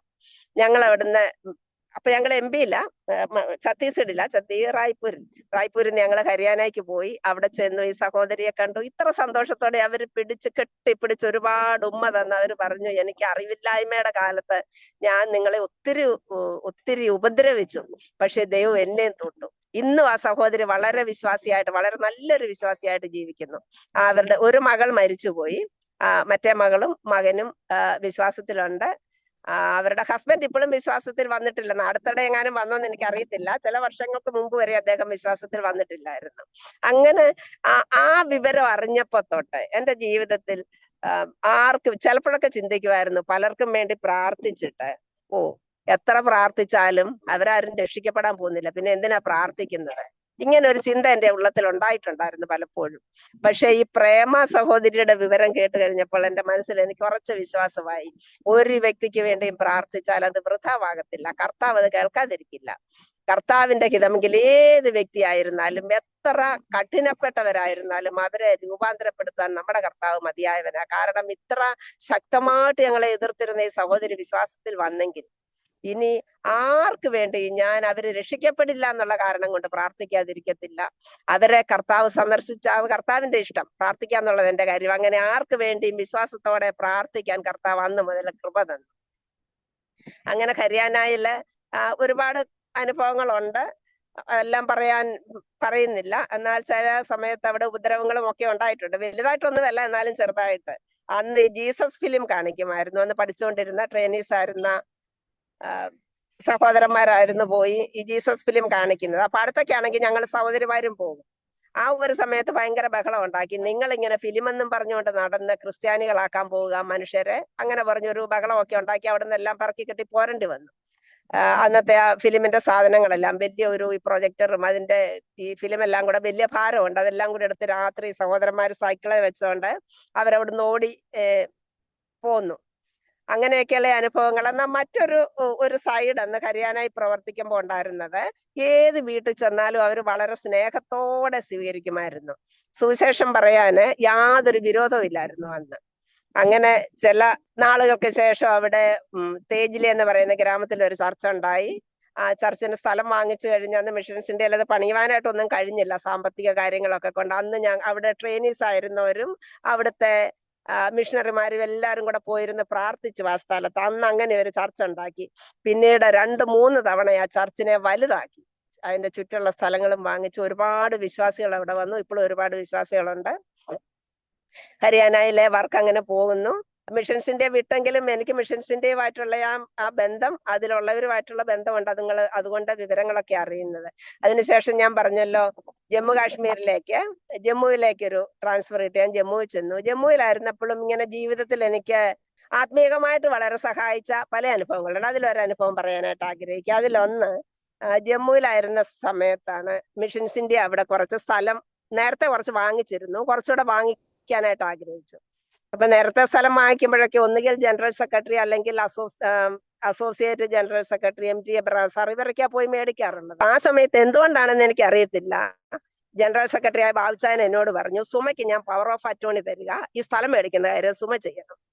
എനിക്ക് ഭയങ്കര പേടിയായി. പവർ ഓഫ് അറ്റോർണി മേടിച്ച് ഞാൻ ഒരിക്കലും അങ്ങനൊന്നും ചെയ്തിട്ടില്ല, എനിക്കറിയത്തില്ല. ഒന്നാമത് സ്ഥലം ജമ്മുവിലെ കാര്യങ്ങളൊക്കെ വളരെ ആ സമയത്ത് 96-97 അന്നേരം വളരെ പ്രശ്നങ്ങളൊക്കെ ഉള്ള സമയം. അത് എങ്ങനെയായിരിക്കും? ഞാൻ പറഞ്ഞു, ബാബുച്ചായ വേറെ ആരെയും വീട്, അവിടുത്തെ മിഷണറിമാരുണ്ടല്ലോ, അവിടുത്തെ പാസ്റ്റർ ഉണ്ടല്ലോ എന്നൊക്കെ പറഞ്ഞു. ബാബുച്ചായൻ പറഞ്ഞു, സുമയോട് പറയുന്ന സുമ അങ്ങ് കേക്ക്, സുമ പോകാനല്ലേ ഞാൻ പറഞ്ഞത്. അവസാനം ഞാൻ പോയി. അവിടുത്തെ PM വർഗീസ് എന്ന് പറയുന്ന ദേവദാസനാണ് അന്ന് അവിടുത്തെ ഇൻചാർജ് ആയിട്ടുള്ളത്. അദ്ദേഹം എന്നോട് ചില കാര്യങ്ങൾ പറഞ്ഞപ്പോ എനിക്ക് കൂടുതൽ പേടിയായി. അദ്ദേഹം പറഞ്ഞു, അവിടെ മജിസ്ട്രേറ്റിന്റെ അടുത്ത് പോകണം ഈ രജിസ്ട്രേഷന് വേണ്ടി. അപ്പൊ മജിസ്ട്രേറ്റിന്റെ പ്രതിക്കൂടും വാദിക്കൂടും ഒക്കെ ഉണ്ടല്ലോ, അതിനകത്ത് ചിലപ്പോ കയറി നിൽക്കേണ്ടി വരും. അദ്ദേഹം ചോദ്യം ചോദിക്കും, അന്നേരം ഒന്നും പേടിക്കണ്ട, ഹിന്ദി പറയാൻ വന്നില്ല, ഇംഗ്ലീഷിൽ പറഞ്ഞാൽ മതി, മലയാളം പറയരുത്, ഹിന്ദിയിലോ ഇംഗ്ലീഷിലോ പറഞ്ഞാൽ കുഴപ്പമില്ല. ഇങ്ങനെയൊക്കെ പറഞ്ഞപ്പോ എനിക്ക് കൂടുതൽ പേടിയായി. ഇങ്ങനെ ഈ ടിവിയിലൊക്കെ കണ്ടിട്ടേ ഉള്ളൂ ഇങ്ങനെ പ്രതിക്കൂടും ബാധിക്കൂടും അതിനകത്ത് ന്യായാധിപൻ ഇരുന്നോട് ചോദിക്കുന്നതും. ഇപ്പൊ ഇതുപോലൊക്കെയാ ഇദ്ദേഹം പറഞ്ഞപ്പോ എന്റെ മനസ്സിൽ വന്നത്. അപ്പൊ ഞാൻ ഇവിടെ കയറി നിന്നിട്ട് എന്തിനാ സ്ഥലം മേടിക്കുന്നത്, ആരാ പറഞ്ഞത്, ഇങ്ങനൊക്കെ ചോദിച്ചാൽ ഇതിനെല്ലാം ഞാൻ എങ്ങനെയാ മറുപടി പറയുന്നത്, ഇങ്ങനെയൊക്കെയായിരുന്നു ഞാൻ ചിന്തിക്കുന്നത്. എന്തായാലും ആ സമയമായി മേടിക്കേണ്ടത്, രജിസ്ട്രേഷന്റെ സമയമായി. അന്ന് അവിടെ ചെന്നു. അവിടെ ചെന്നപ്പോൾ എന്റെ മനസ്സിനുള്ളിൽ ഭയങ്കര പേടിയാ. ഈ മജിസ്ട്രേറ്റിന്റെ മുമ്പിൽ നിന്നോണ്ട് ഞാൻ എന്തായിരിക്കും പറയേണ്ടത്, ഇതാ എന്റെ പേടി. അപ്പൊ ഒരു വക്കീലുണ്ട്. വക്കീല് മജിസ്ട്രേറ്റിന്റെ അടുത്ത് പോയിട്ട് ശകലം കഴിഞ്ഞിട്ട് എന്നോട് പറഞ്ഞു, ഇതിനകത്ത് ഒപ്പിട്ടാ മതി. അപ്പൊ ഞാൻ ചോദിച്ചു, ഇനി എപ്പോഴാ അദ്ദേഹം വിളിക്കുന്നത്? അതൊക്കെ കഴിഞ്ഞു, രജിസ്ട്രേഷൻ ഒക്കെ കഴിഞ്ഞു, ഈ ഒപ്പിടിപ്പിച്ചോണ്ട് വരാൻ പറഞ്ഞു. അപ്പൊ ഞാൻ ചോദിച്ചു, അതെങ്ങനെയാ കഴിഞ്ഞത്? പറഞ്ഞു, അദ്ദേഹം ചോദിച്ചു, ഈ വക്കീലിന്റെ ആളാണോ എന്ന് ചോദിച്ചു. ഈ പവർ ഓഫ് അറ്റോർണി കൊടുത്ത ആളിന്റെ സിഗ്നേച്ചർ, ആ ലെറ്റർ ഒക്കെ ഉണ്ടല്ലോ, ആ പേപ്പർ, അത് അദ്ദേഹം നോക്കി, അത് മതി, പിന്നെ ഞാൻ അതിനകത്ത് ഒപ്പിടണം, അത്രേ ഉള്ളൂ. അപ്പൊ അന്നാണ് എനിക്ക് മനസ്സിലായത് പവർ ഓഫ് അറ്റോർണി എന്ന് പറഞ്ഞ നമ്മളൊരു രാജദൂത് അല്ലെങ്കിൽ എന്താ പറയുന്നത്, ദൈവത്തിന്റെ അംബാസഡർ, ദൈവത്തിന്റെ സ്ഥാനാപതികളായിട്ട് ദൈവം നമ്മളെ അയച്ചാൽ, ഈ വാക്കിന്റെ അർത്ഥം അത് തന്നെയാണല്ലോ. പവർ ഓഫ് അറ്റോർണി കിട്ടുന്നത് പോലെയാണ് അത് ദൈവം നമ്മളെ അയക്കുന്നത്. ദൈവത്തിന് വേണ്ടി ദൈവരാജ്യത്തിന്റെ പ്രതിനിധികളായിട്ട് ഇവിടെ വേല ചെയ്യാനാണ് നമ്മളെ ആക്കിയിരിക്കുന്നത്. അപ്പൊ നമുക്കിവിടെ എന്തോ ഉണ്ടെന്നോ നമുക്ക് എന്തോ അറിയാമെന്നോ നമ്മൾ എന്ത് ചെയ്യണമെന്നൊന്നുമില്ല. നമ്മളെ അയച്ച ആളിന്റെ ഒപ്പും സീലും. അപ്പൊ ആ പവർ ഓഫ് അറ്റോർണി കൊടുത്തയാളിന്റെ ഒപ്പും സീലും ഉണ്ടോന്നേ അദ്ദേഹം നോക്കിയുള്ളൂ, മജിസ്ട്രേറ്റ് നോക്കിയുള്ളൂ. ഇതേപോലെയാണ് നമ്മൾ വേലയിലായിരിക്കുമ്പോൾ കർത്താവിനോട് സംസാരിച്ച കാര്യം ഇതാ. കർത്താവ് നമ്മെ അയച്ചു എന്നുള്ള കർത്താവിന്റെ ഒപ്പും കർത്താവിന്റെ സീലും, കർത്താവ് നമുക്ക് പരിശുദ്ധാത്മാവിന്റെ മുദ്ര തന്നിട്ടുണ്ടല്ലോ, അത് നമ്മുടെ മേലുണ്ടെങ്കിൽ നമുക്ക് പിന്നെ ആരെയും പേടിക്കേണ്ട കാര്യമില്ല, നമുക്കൊന്നുമില്ല. കർത്താവ് അയച്ചു എന്നുള്ള കർത്താവിന്റെ ഒപ്പും സീലും നമുക്കുണ്ടോന്ന് മാത്രമേ അത് നോക്കുന്നുള്ളൂ. പിന്നെ നമ്മൾ ആരാണെന്നോ, എന്ത് പഠിച്ചവരാണെന്നോ, എത്ര ആരോഗ്യമുള്ളവരാണെന്നോ, നമുക്ക് എന്തറിയാമെന്നോ, ഇതൊന്നും ഒരു വിഷയമല്ല. കർത്താവിന്റെ ആളാണോ, ദൈവരാജ്യത്തിന്റെ പ്രതിനിധിയായിട്ട് വന്നയാളാണോ, ഇതൊക്കെ മാത്രമേ കർത്താവ് നോക്കുന്നുള്ളൂ. ആ ഒരു ബോധ്യം എനിക്ക് അന്ന് തൊട്ടുണ്ടായി. അതുവരെ എനിക്ക് ആരോഗ്യമില്ലായ്മയെ കുറിച്ചും ഒക്കെ ഒരു പ്രയാസം ഉണ്ടായിരുന്നു. പലപ്പോഴും ചെയ്യേണ്ടതുപോലെ ചെയ്യാൻ പറ്റുന്നില്ലെന്നൊക്കെയുള്ള തോന്നലൊക്കെ ഉണ്ടായിരുന്നു. അപ്പൊ നമ്മുടെ ഒന്നും വല്ല പ്രവൃത്തി, ഇതൊക്കെ കർത്താവിന്റെ തന്നെയാ. കർത്താവിന്റെ പ്രവൃത്തിയിൽ നമ്മൾ അങ്ങ് നിന്നാ മതി. പ്രവർത്തിക്കുന്നത് കർത്താവാ, നമ്മളെ അടുത്ത് ഉപയോഗിക്കുന്നത് കർത്താവാ. ഈ ബോധ്യമൊക്കെ ഇതൊരു അനുഭവം. അവിടെ ജമ്മുവിലും പല അനുഭവങ്ങൾ, ചില കാര്യങ്ങളൊക്കെ ഉണ്ടായിട്ടുണ്ട്. അതിൽ നിന്ന് ഞാൻ ഛത്തീസ്ഗഡിലേക്ക് മടങ്ങി വരട്ടെ. അവിടുന്ന് ജമ്മുവിൽ നിന്നാണ് എന്നെ മധ്യപ്രദേശിലേക്ക് അയച്ചത്. 98 മധ്യപ്രദേശ് വന്നു. 1 വർഷം മധ്യപ്രദേശില് പ്രവർത്തിച്ചു. ഈ മധ്യപ്രദേശിൽ പ്രവർത്തിക്കുന്ന സമയത്താണ് അന്ന് മറ്റൊരു സഹോദരിമാരോടൊപ്പമാണ് ഞാൻ താമസിച്ചിരുന്നത്. അപ്പൊ സഹോദരിമാരും ഞാനും ഞങ്ങൾ ഒന്നിച്ച ഗ്രാമങ്ങളിൽ പോകും. അവിടെ ട്രെയിനിങ്ങിന്റെ പ്രോഗ്രാം ഉണ്ടായിരുന്നു. അത് പിന്നെ നടത്താനൊക്കെ ഇരിക്കുന്ന സമയമാ. ഒരു സെക്കുലർ സ്കൂൾ അവിടെ തുടങ്ങി. ആ സ്കൂളിന്റെ ചില കാര്യങ്ങൾ, ചില ചുമതലകളുണ്ട്. അപ്പൊ ഈ കാര്യങ്ങളൊക്കെ ചെയ്തുകൊണ്ടിരിക്കുന്ന സമയത്ത് അപ്പോഴും ഞാൻ പറഞ്ഞല്ലോ, ഞാൻ മിഷൻസ് ഇന്ത്യയിലാണ്, മിഷൻസ് ഇന്ത്യയുടെ സ്റ്റാഫായിട്ടാണ് പ്രവർത്തിക്കുന്നത്. പക്ഷെ കർത്താവിന്റെ ആ വിളി എപ്പോഴും ഉള്ളത്തിലുണ്ട്. കർത്താവ് പറഞ്ഞതുപോലെയുള്ള ഇങ്ങനെ ഒരു ശുശ്രൂഷയല്ല, കർത്താവിൽ മാത്രം ആശ്രയിച്ച് പ്രവർത്തിക്കണം, ആ ഒരു ബോധ്യം ഉള്ളിലുണ്ട്. എന്തായിരുന്നാലും അങ്ങനെ 99 ഓഗസ്റ്റ് മാസത്തിൽ ആ ഒരു ധൈര്യം കിട്ടി മിഷൻസ് ഇന്ത്യ വിട്ടിറങ്ങാനായിട്ട്. മിഷൻസ് ഇന്ത്യയിൽ റെസിഗ്നേഷൻ കൊടുത്തിട്ട് മിഷൻസ് ഇന്ത്യയിൽ തന്നെ പ്രവർത്തിച്ചിരുന്ന അമ്മണിക്കുട്ടി എന്ന് പറയുന്ന ഒരു സഹോദരി, ആ സഹോദരിക്കും തിരുവനന്തപുരംകാരിയ, ഇങ്ങനെ വിശ്വാസത്താൽ വേല ചെയ്യാനുള്ള ഒരു വിളി നേരത്തെ തന്നെ ഉണ്ട്. അപ്പൊ ആ സഹോദരിയും ഞാനും ഒരുമിച്ച് ഞങ്ങൾ ഒരു വ്യക്തിയിൽ കൂടെ, ഞങ്ങൾ ഇപ്പൊ പ്രവർത്തിക്കുന്ന ആ സ്ഥലം ദോന്തേക്കല എന്ന് പറയുന്ന ഒരു ഗ്രാമം, ആ ഗ്രാമത്തിലുള്ള ഒരു വ്യക്തിയെ 2 അമ്മച്ചിമാരെ പരിചയപ്പെടാനിടയായി. ആ അമ്മച്ചിമാരുടെ കെയർ ഓഫ് ഞങ്ങൾ അവിടെ വന്നു. അവിടെ വന്നിട്ട് അവിടുത്തെ സർപഞ്ച് എന്ന് പറയുമല്ലോ, ഗ്രാമത്തിന്റെ പ്രസിഡന്റ്, പഞ്ചായത്ത് പ്രസിഡന്റ്, അദ്ദേഹത്തെ ചെന്ന് കണ്ടു. അവരുടെ ഒരു റിലേറ്റീവാണ്. അദ്ദേഹത്തോട് പറഞ്ഞു, ഞങ്ങള് ഇങ്ങനെ സുവിശേഷ വേലക്കാരാ, മിഷണറിമാരാ, ഞങ്ങള് തയ്യൽ പഠിപ്പിക്കും. എന്റെ അമ്മണിക്കുട്ടി എന്ന് പറയുന്ന സഹോദരി നല്ലൊരു തയ്യക്കാരിയാ, തയ്യൽ പഠിപ്പിക്കാൻ നല്ലപോലെ അറിയാം. ഞാന് പിള്ളേരെ ഇംഗ്ലീഷ് പഠിപ്പിക്കാം ഞങ്ങള്, പിന്നെ സഹോദരിമാരെ തയ്യൽ പഠിപ്പിക്കും, അങ്ങനെ ചില കാര്യങ്ങളൊക്കെ ഞങ്ങൾ ചെയ്യും. ഇങ്ങനെ പറഞ്ഞപ്പോ ആ മനുഷ്യൻ പറഞ്ഞു, ഇങ്ങനെയുള്ളവരെ ഞങ്ങൾ അന്വേഷിച്ചുകൊണ്ടിരിക്കുക, അതുകൊണ്ട് നിങ്ങൾ ഇവിടെ താമസിച്ചു. അവരൊരു ചെറിയ ഒരു കുടില് പോലുള്ള ഒരു വീട് അതാ ഉള്ളത് അവിടെ. ഞങ്ങൾക്ക് ആ വീട് വാടകയ്ക്ക് തന്നു. 100 രൂപ വാടകയ്ക്ക്. വാടക ഇല്ലേലും താമസിച്ചോളാൻ പറഞ്ഞു. പക്ഷെ ഞങ്ങൾ ആ 100 രൂപ വാടകയ്ക്ക് അവിടെ താമസിക്കാൻ തുടങ്ങി. കുട്ടികളെ തയ്യൽ പഠിപ്പിക്കുക, ഇങ്ങനെ സ്കൂൾ കുട്ടികളെ ഇംഗ്ലീഷ് പഠിപ്പിക്കുകയൊക്കെ ചെയ്തു. അങ്ങനെ അങ്ങനെ അവിടെ വേല ആരംഭിച്ചു. അതിന്റെ കൂടെ ഞങ്ങൾ ട്രാക്ട് കൊടുക്കുമായിരുന്നു, സുവിശേഷം പറയുമായിരുന്നു. അന്നൊന്നും ആരും ഞങ്ങൾക്ക് വിരോധമായിട്ടൊന്നും പറഞ്ഞിട്ടില്ല. ചില ആളുകൾ മാത്രം നിങ്ങൾ ഇങ്ങനെയൊക്കെ പറഞ്ഞു പറഞ്ഞ് ഞങ്ങളെല്ലാം ക്രിസ്ത്യാനികളാക്കാൻ വരുവല്ലേ ഇങ്ങനെയൊക്കെ ചോദിച്ചിട്ടുണ്ട്. അങ്ങനെ 99 2003 വരെ ഞങ്ങൾ ഒരുമിച്ച് പ്രവർത്തിച്ചു. അതിൻ്റെ കൂടെ നാട്ടിൽ നിന്ന് മറ്റൊരു സഹോദരിയും വന്നിരുന്നു. ഈ ഛത്തീസ്ഗഡിലുള്ള ഒരു സഹോദരി, ഞങ്ങൾ 4 സഹോദരിമാർ ഒന്നിച്ചായിരുന്നു പ്രവർത്തിക്കുന്നത്. അപ്പൊ ആ നാട്ടിൽ നിന്ന് വന്നതിൽ ഒരു സഹോദരി ബിന്ദു പഠിക്കാനായിട്ട് പോയി. അപ്പൊ എന്റെ കൂടെയുള്ള അമ്മണിക്കുട്ടിക്ക് വളരെ അത്യാവശ്യമായിട്ട് വീട്ടിൽ തിരിച്ചു പോകേണ്ടതായിട്ട് വന്നു. അപ്പൊ ഈ പോകുന്ന സമയത്ത് എനിക്ക് വലിയ ഒരു പ്രയാസമായിരുന്നു. ആ സഹോദരി അമ്മണിക്കുട്ടിക്കും പ്രയാസം, എനിക്കും പ്രയാസം. എങ്ങനെ? കാരണം ഞാൻ പിന്നെ തനിച്ചേ ഉള്ളൂ, കൂടെ ഒരു സഹോദരി ഇവിടുത്തുകാരി ഉണ്ട്, പക്ഷെ അതൊരു ഉറപ്പില്ല, ഏത് സമയത്തും പോകാം, സ്വന്തം വീട് ഇവിടെ ഉണ്ടല്ലോ. അപ്പൊ എനിക്ക് ഒത്തിരി പ്രയാസമായിരുന്നു. എന്ത് ചെയ്യാ, എങ്ങനെ മുമ്പോട്ട് പോകും, ഇങ്ങനെയൊക്കെ ചിന്തിച്ചൊരു ദിവസം ഞാൻ വളരെ ഭാരപ്പെട്ടിരുന്ന സമയത്ത് കർത്താവ് എനിക്കൊരു വചനം തന്നു. എന്റെ ഉള്ളിൽ ഞാൻ ആ വചനം കേട്ടു, മിണ്ടാതിരുന്ന് ഞാൻ ദൈവം എന്നറിഞ്ഞുകൊള്ളു. അപ്പൊ എനിക്ക് ഈ വാക്യം എവിടാണെന്നുള്ളത് അറിയത്തില്ല. ഞാൻ ചെന്ന് ഈ സഹോദരിയോട്, ഈ അമ്മണിക്കുട്ടിയോട് തന്നെ പറഞ്ഞു, ഈ വാക്യം എവിടാ? കർത്താവ് എന്നോട് ഈ വാക്യം പറഞ്ഞു, മിണ്ടാതിരുന്ന് ഞാൻ ദൈവം എന്നറിഞ്ഞുകൊള്ളുക. അന്നേരം പറഞ്ഞു, അത് 46 സങ്കീർത്തനത്തിലല്ലേ. ഞാൻ എടുത്ത് വായിച്ചപ്പോ ആ സങ്കീർത്തനത്തിൽ ആ വാക്യം വായിച്ചു. എന്റെ ഉള്ളിൽ ഒരു വലിയ സമാധാനം കിട്ടി. സഹോദരിക്കും സമാധാനമായി. ഞാൻ പറഞ്ഞു, നീ സമാധാനത്തോടെ പോക്കോ, എനിക്കൊരു പ്രശ്നമില്ല, കർത്താവിനോട് ഇങ്ങനെ പറഞ്ഞിട്ടുണ്ട്. സഹോദരി പോയി. മറ്റേ ഛത്തീസ്ഗഡിലെ സഹോദരി ഞാനും ഞങ്ങൾ ഒരുമിച്ച് പ്രവർത്തിക്കുക. അങ്ങനെ ഏകദേശം 1 വർഷത്തോളം കഴിഞ്ഞു. ഈ കർത്താവിന്റെ വാഗ്ദത്തം എന്തായിരുന്നെന്ന് എനിക്ക് മനസ്സിലായില്ല. ഞാൻ ആ കാര്യം ഒരു വിധത്തിൽ അങ്ങ് മറന്നും പോയി, കർത്താവ് ഇങ്ങനെ പറഞ്ഞിട്ടുണ്ട് എന്നുള്ളത്. പിന്നെ എന്റെ ചിന്ത, ഈ സഹോദരിയും തിരിച്ചു വീട്ടിൽ പോകണം അങ്ങനെയൊക്കെ പറയുന്നുണ്ട്. വീട്ടിൽ ചില കാര്യങ്ങളുണ്ട്, അമ്മയെ നോക്കണം, ഫാദർ ഇല്ല, അമ്മയെ നോക്കണം, ഇങ്ങനെയൊക്കെ പറയുന്ന ആ സമയത്ത് അപ്പൊ ഞാൻ ഓർത്തപ്പോ മിഷൻസിന്റെ പലപ്പോഴും പറയും, സുമയിങ്ങി തിരിച്ചു വാ, നിങ്ങൾ ആഗ്രഹിക്കുന്നിടത്ത് വേല ചെയ്തു, പക്ഷെ തിരിച്ചിങ്ങി വരാനൊക്കെ എന്നും പറയുന്നുണ്ട്. അപ്പൊ ഞാൻ മിഷൻസ് ഇന്ത്യയിലേക്ക് ഒരു എഴുത്തെഴുതി, ഞാൻ തിരിച്ചു വരിക, മിഷൻസ് ഇന്ത്യയിൽ പ്രവർത്തിക്കാനായിട്ട്, മിഷൻസിനോട് ചേർന്ന് തന്നെ പ്രവർത്തിക്കാനായിട്ട് തിരിച്ചു വരികയാണെന്ന് പറഞ്ഞ് എഴുത്തെഴുതി നാട്ടിൽ ചെന്നു. അപ്പൊ നാട്ടിൽ ചെല്ലുന്നതിന് മുമ്പേ ഈ എന്റെ ഹസ്ബൻഡ് ആയിരിക്കുന്ന സഹോദരൻ 1-2 പ്രാവശ്യം, അദ്ദേഹം റായ്പൂരിൽ പാസ്റ്റർ പി സാമുവലിന്റെ കൂടെയായിരുന്നു. തമ്മിൽ അറിയത്തില്ല ഞങ്ങള്. 1-2 പ്രാവശ്യം ഞങ്ങൾ പ്രവർത്തിക്കുന്ന സ്ഥലത്ത്, അപ്പൊ അതിനിടയ്ക്ക് ഈ മിഷൻസ് ഇന്ത്യയുടെ ജനറൽ സെക്രട്ടറിയുടെ മാതാവ് സഹായിച്ച് ഞങ്ങൾ ഇവിടെ 8 സെന്റ് സ്ഥലം മേടിക്കാനിടയായി. ആ 8 സെന്റ് സ്ഥലം ഞങ്ങൾ പേരിൽ മേടിക്കാലെന്ന് പറഞ്ഞപ്പോ അവര് തന്നെ വഴി പറഞ്ഞു എന്നാൽ അവര് ട്രസ്റ്റ് രജിസ്റ്റർ ചെയ്യേ, അത് ട്രസ്റ്റിന്റെ പേര് മേടിക്കാം. അങ്ങനെ ട്രസ്റ്റിന്റെ രജിസ്ട്രേഷൻ ഒന്നും കിട്ടിയില്ല, പക്ഷേ ട്രസ്റ്റിന്റെ പേര് സ്ഥലം മേടിക്കാനായിട്ടുള്ള അനുവാദം കിട്ടി. അങ്ങനെ ട്രസ്റ്റിന്റെ പേരിലാണ് 8 സെന്റ് സ്ഥലം മേടിച്ചത്. അവിടെ 2 മുറി വീടുണ്ടാക്കി, വെറുതെ ഇങ്ങനെ കട്ട കെട്ടി മോളില് വാർക്കുകയും ചെയ്തു. അത്രേ ചെയ്തിട്ടുള്ളൂ. അത്രയൊക്കെ അവിടെ ആയിട്ടുള്ളൂ. ഞങ്ങൾ ഗ്രാമത്തിൽ എന്നിട്ട് പ്രവർത്തിക്കുന്നുണ്ട്. ആ സമയത്ത് ആണ് ഞാൻ മിഷൻസ് ഇന്ത്യയിലേക്ക് തിരിച്ചു ചെല്ലുക എന്ന് പറഞ്ഞത്. അപ്പൊ ഞങ്ങൾ താമസിക്കുന്ന ആ വീട്ടിലെ എല്ലാ 2-ാം ശനിയാഴ്ച ഞങ്ങളൊരു മീറ്റിംഗ് കിട്ടും. ആരെങ്കിലും ഒക്കെ ആളുകൾ വരും, ഞങ്ങൾ തന്നെ വചനം പറയും. അപ്പൊ ചില ആളുകളൊക്കെ അതിനിടയ്ക്ക് വിശ്വാസത്തിൽ വന്നിട്ടുണ്ട്. ചില സഹോദരിമാര് തയ്യൽ ക്ലാസ് നടക്കുന്നുണ്ട്, പിള്ളേരുടെ ട്യൂഷൻ അങ്ങനെയൊക്കെ നടക്കുക. അപ്പൊ ഈ വിശ്വാസത്തിൽ വന്നവരും ഞങ്ങൾ ഒരുമിച്ചിരുന്ന് ഞായറാഴ്ച പ്രാർത്ഥിക്കും. അത്രയൊക്കെ നടക്കുന്നുള്ളൂ. ആ സമയത്ത് മിഷൻസ് ഇന്ത്യയിലേക്ക് തിരിച്ച് എല്ലാം പറയുന്നതിന് മുമ്പേ 2-3 തവണ ഈ ജോർജ് വൈദ്യൻ പാസ്റ്റർ ഞങ്ങളുടെ വീട്ടിൽ വന്നിട്ടുണ്ട്. അപ്പം എന്റെ കൂടെ താമസിക്കുന്ന ഈ സഹോദരിയുടെ ബ്രദർ ഒരു കിഷോർ ഗുപ്ത എന്ന് പറയുന്ന പാസ്റ്റർ ഉണ്ട്, അദ്ദേഹം പ്രവർത്തിക്കുന്ന ഛത്തീസ്ഗഡിലാണ്. അപ്പൊ അദ്ദേഹം പറഞ്ഞിട്ടുണ്ട്, ഒരു ജോർജ് വൈദ്യൻ പാസ്റ്റർ എന്നെ ബൈബിൾ കോളേജിൽ വിട്ടത് ഡൽഹി രാജറ എന്ന് പറയുന്ന സ്ഥലത്ത് പ്രവർത്തിക്കുമ്പം. അപ്പൊ ഞാൻ ഓർത്ത് വളരെ പ്രായമുള്ള ഒരാളായിരിക്കും, കാരണം ഇദ്ദേഹം ഏകദേശം ഒപ്പം പ്രായമാണ് ഇവരുള്ളത്. അദ്ദേഹത്തെ ബൈബിൾ കോളേജിൽ വിട്ടെങ്കിൽ പ്രായമുള്ള ഒരാളായിരിക്കുമല്ലോ, ഇങ്ങനെയൊക്കെയാണ് ഞാൻ ചിന്തിച്ചത്.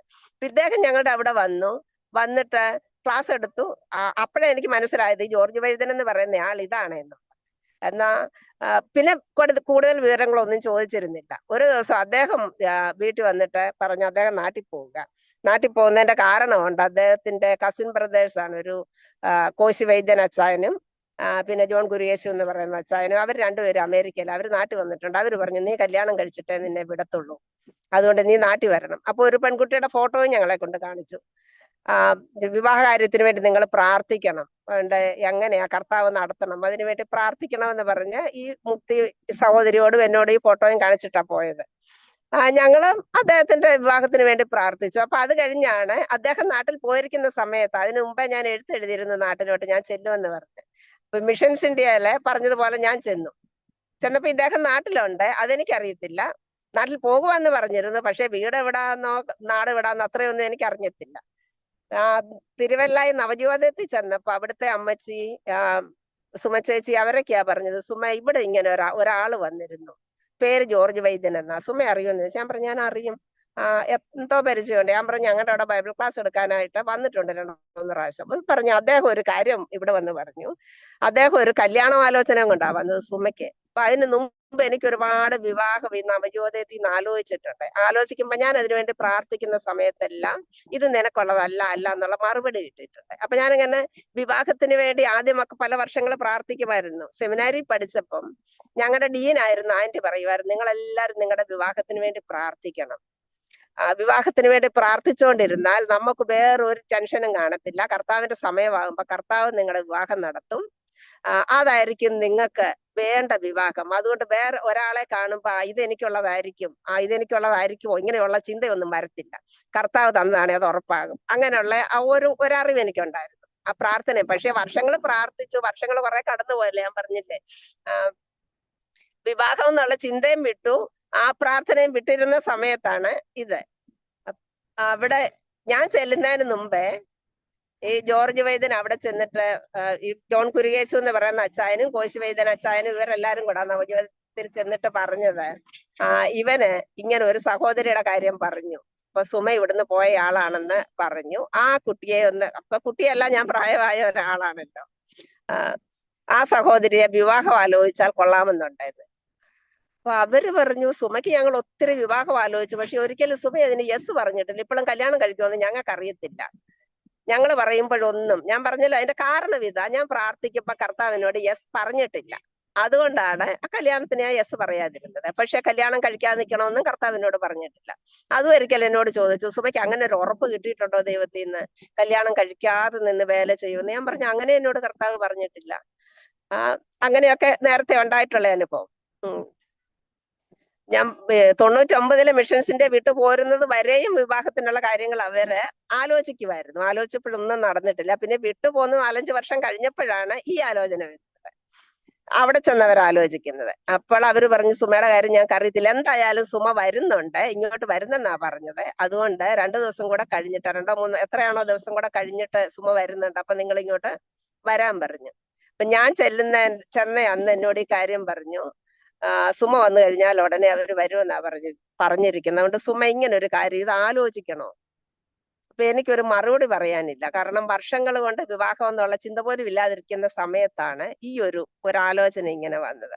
ഞാൻ പറഞ്ഞു അത് പ്രാർത്ഥിച്ചിട്ട് പറയാം. അന്നേരം പറഞ്ഞു അത് പ്രാർത്ഥിച്ച് ഇപ്പോഴങ്ങ്. പിന്നെ ഞാൻ പറഞ്ഞു ഇത് വീട്ടിലൊന്നും പറഞ്ഞിട്ടില്ല, കല്യാണം ആലോചിച്ചാ വീട്ടിൽ പറയണ്ടേ. ഞാൻ പറഞ്ഞു ഇപ്പൊ കല്യാണം നടത്തുന്ന കാര്യമൊന്നും അല്ല പറയുന്നത്, ഇത് മുമ്പോട്ട് ആലോചിക്കണോ വേണ്ടായോ എന്ന് സുമ പറയാൻ പറഞ്ഞു. അങ്ങനെ ആണെങ്കിൽ പിന്നെ മുമ്പോട്ട് പോയാൽ മതിയല്ലോ. അവര് വീട്ടുകാർ തമ്മിൽ കാണും, ആലോചിക്കും, അങ്ങനൊക്കെ നടത്തിയാ മതി.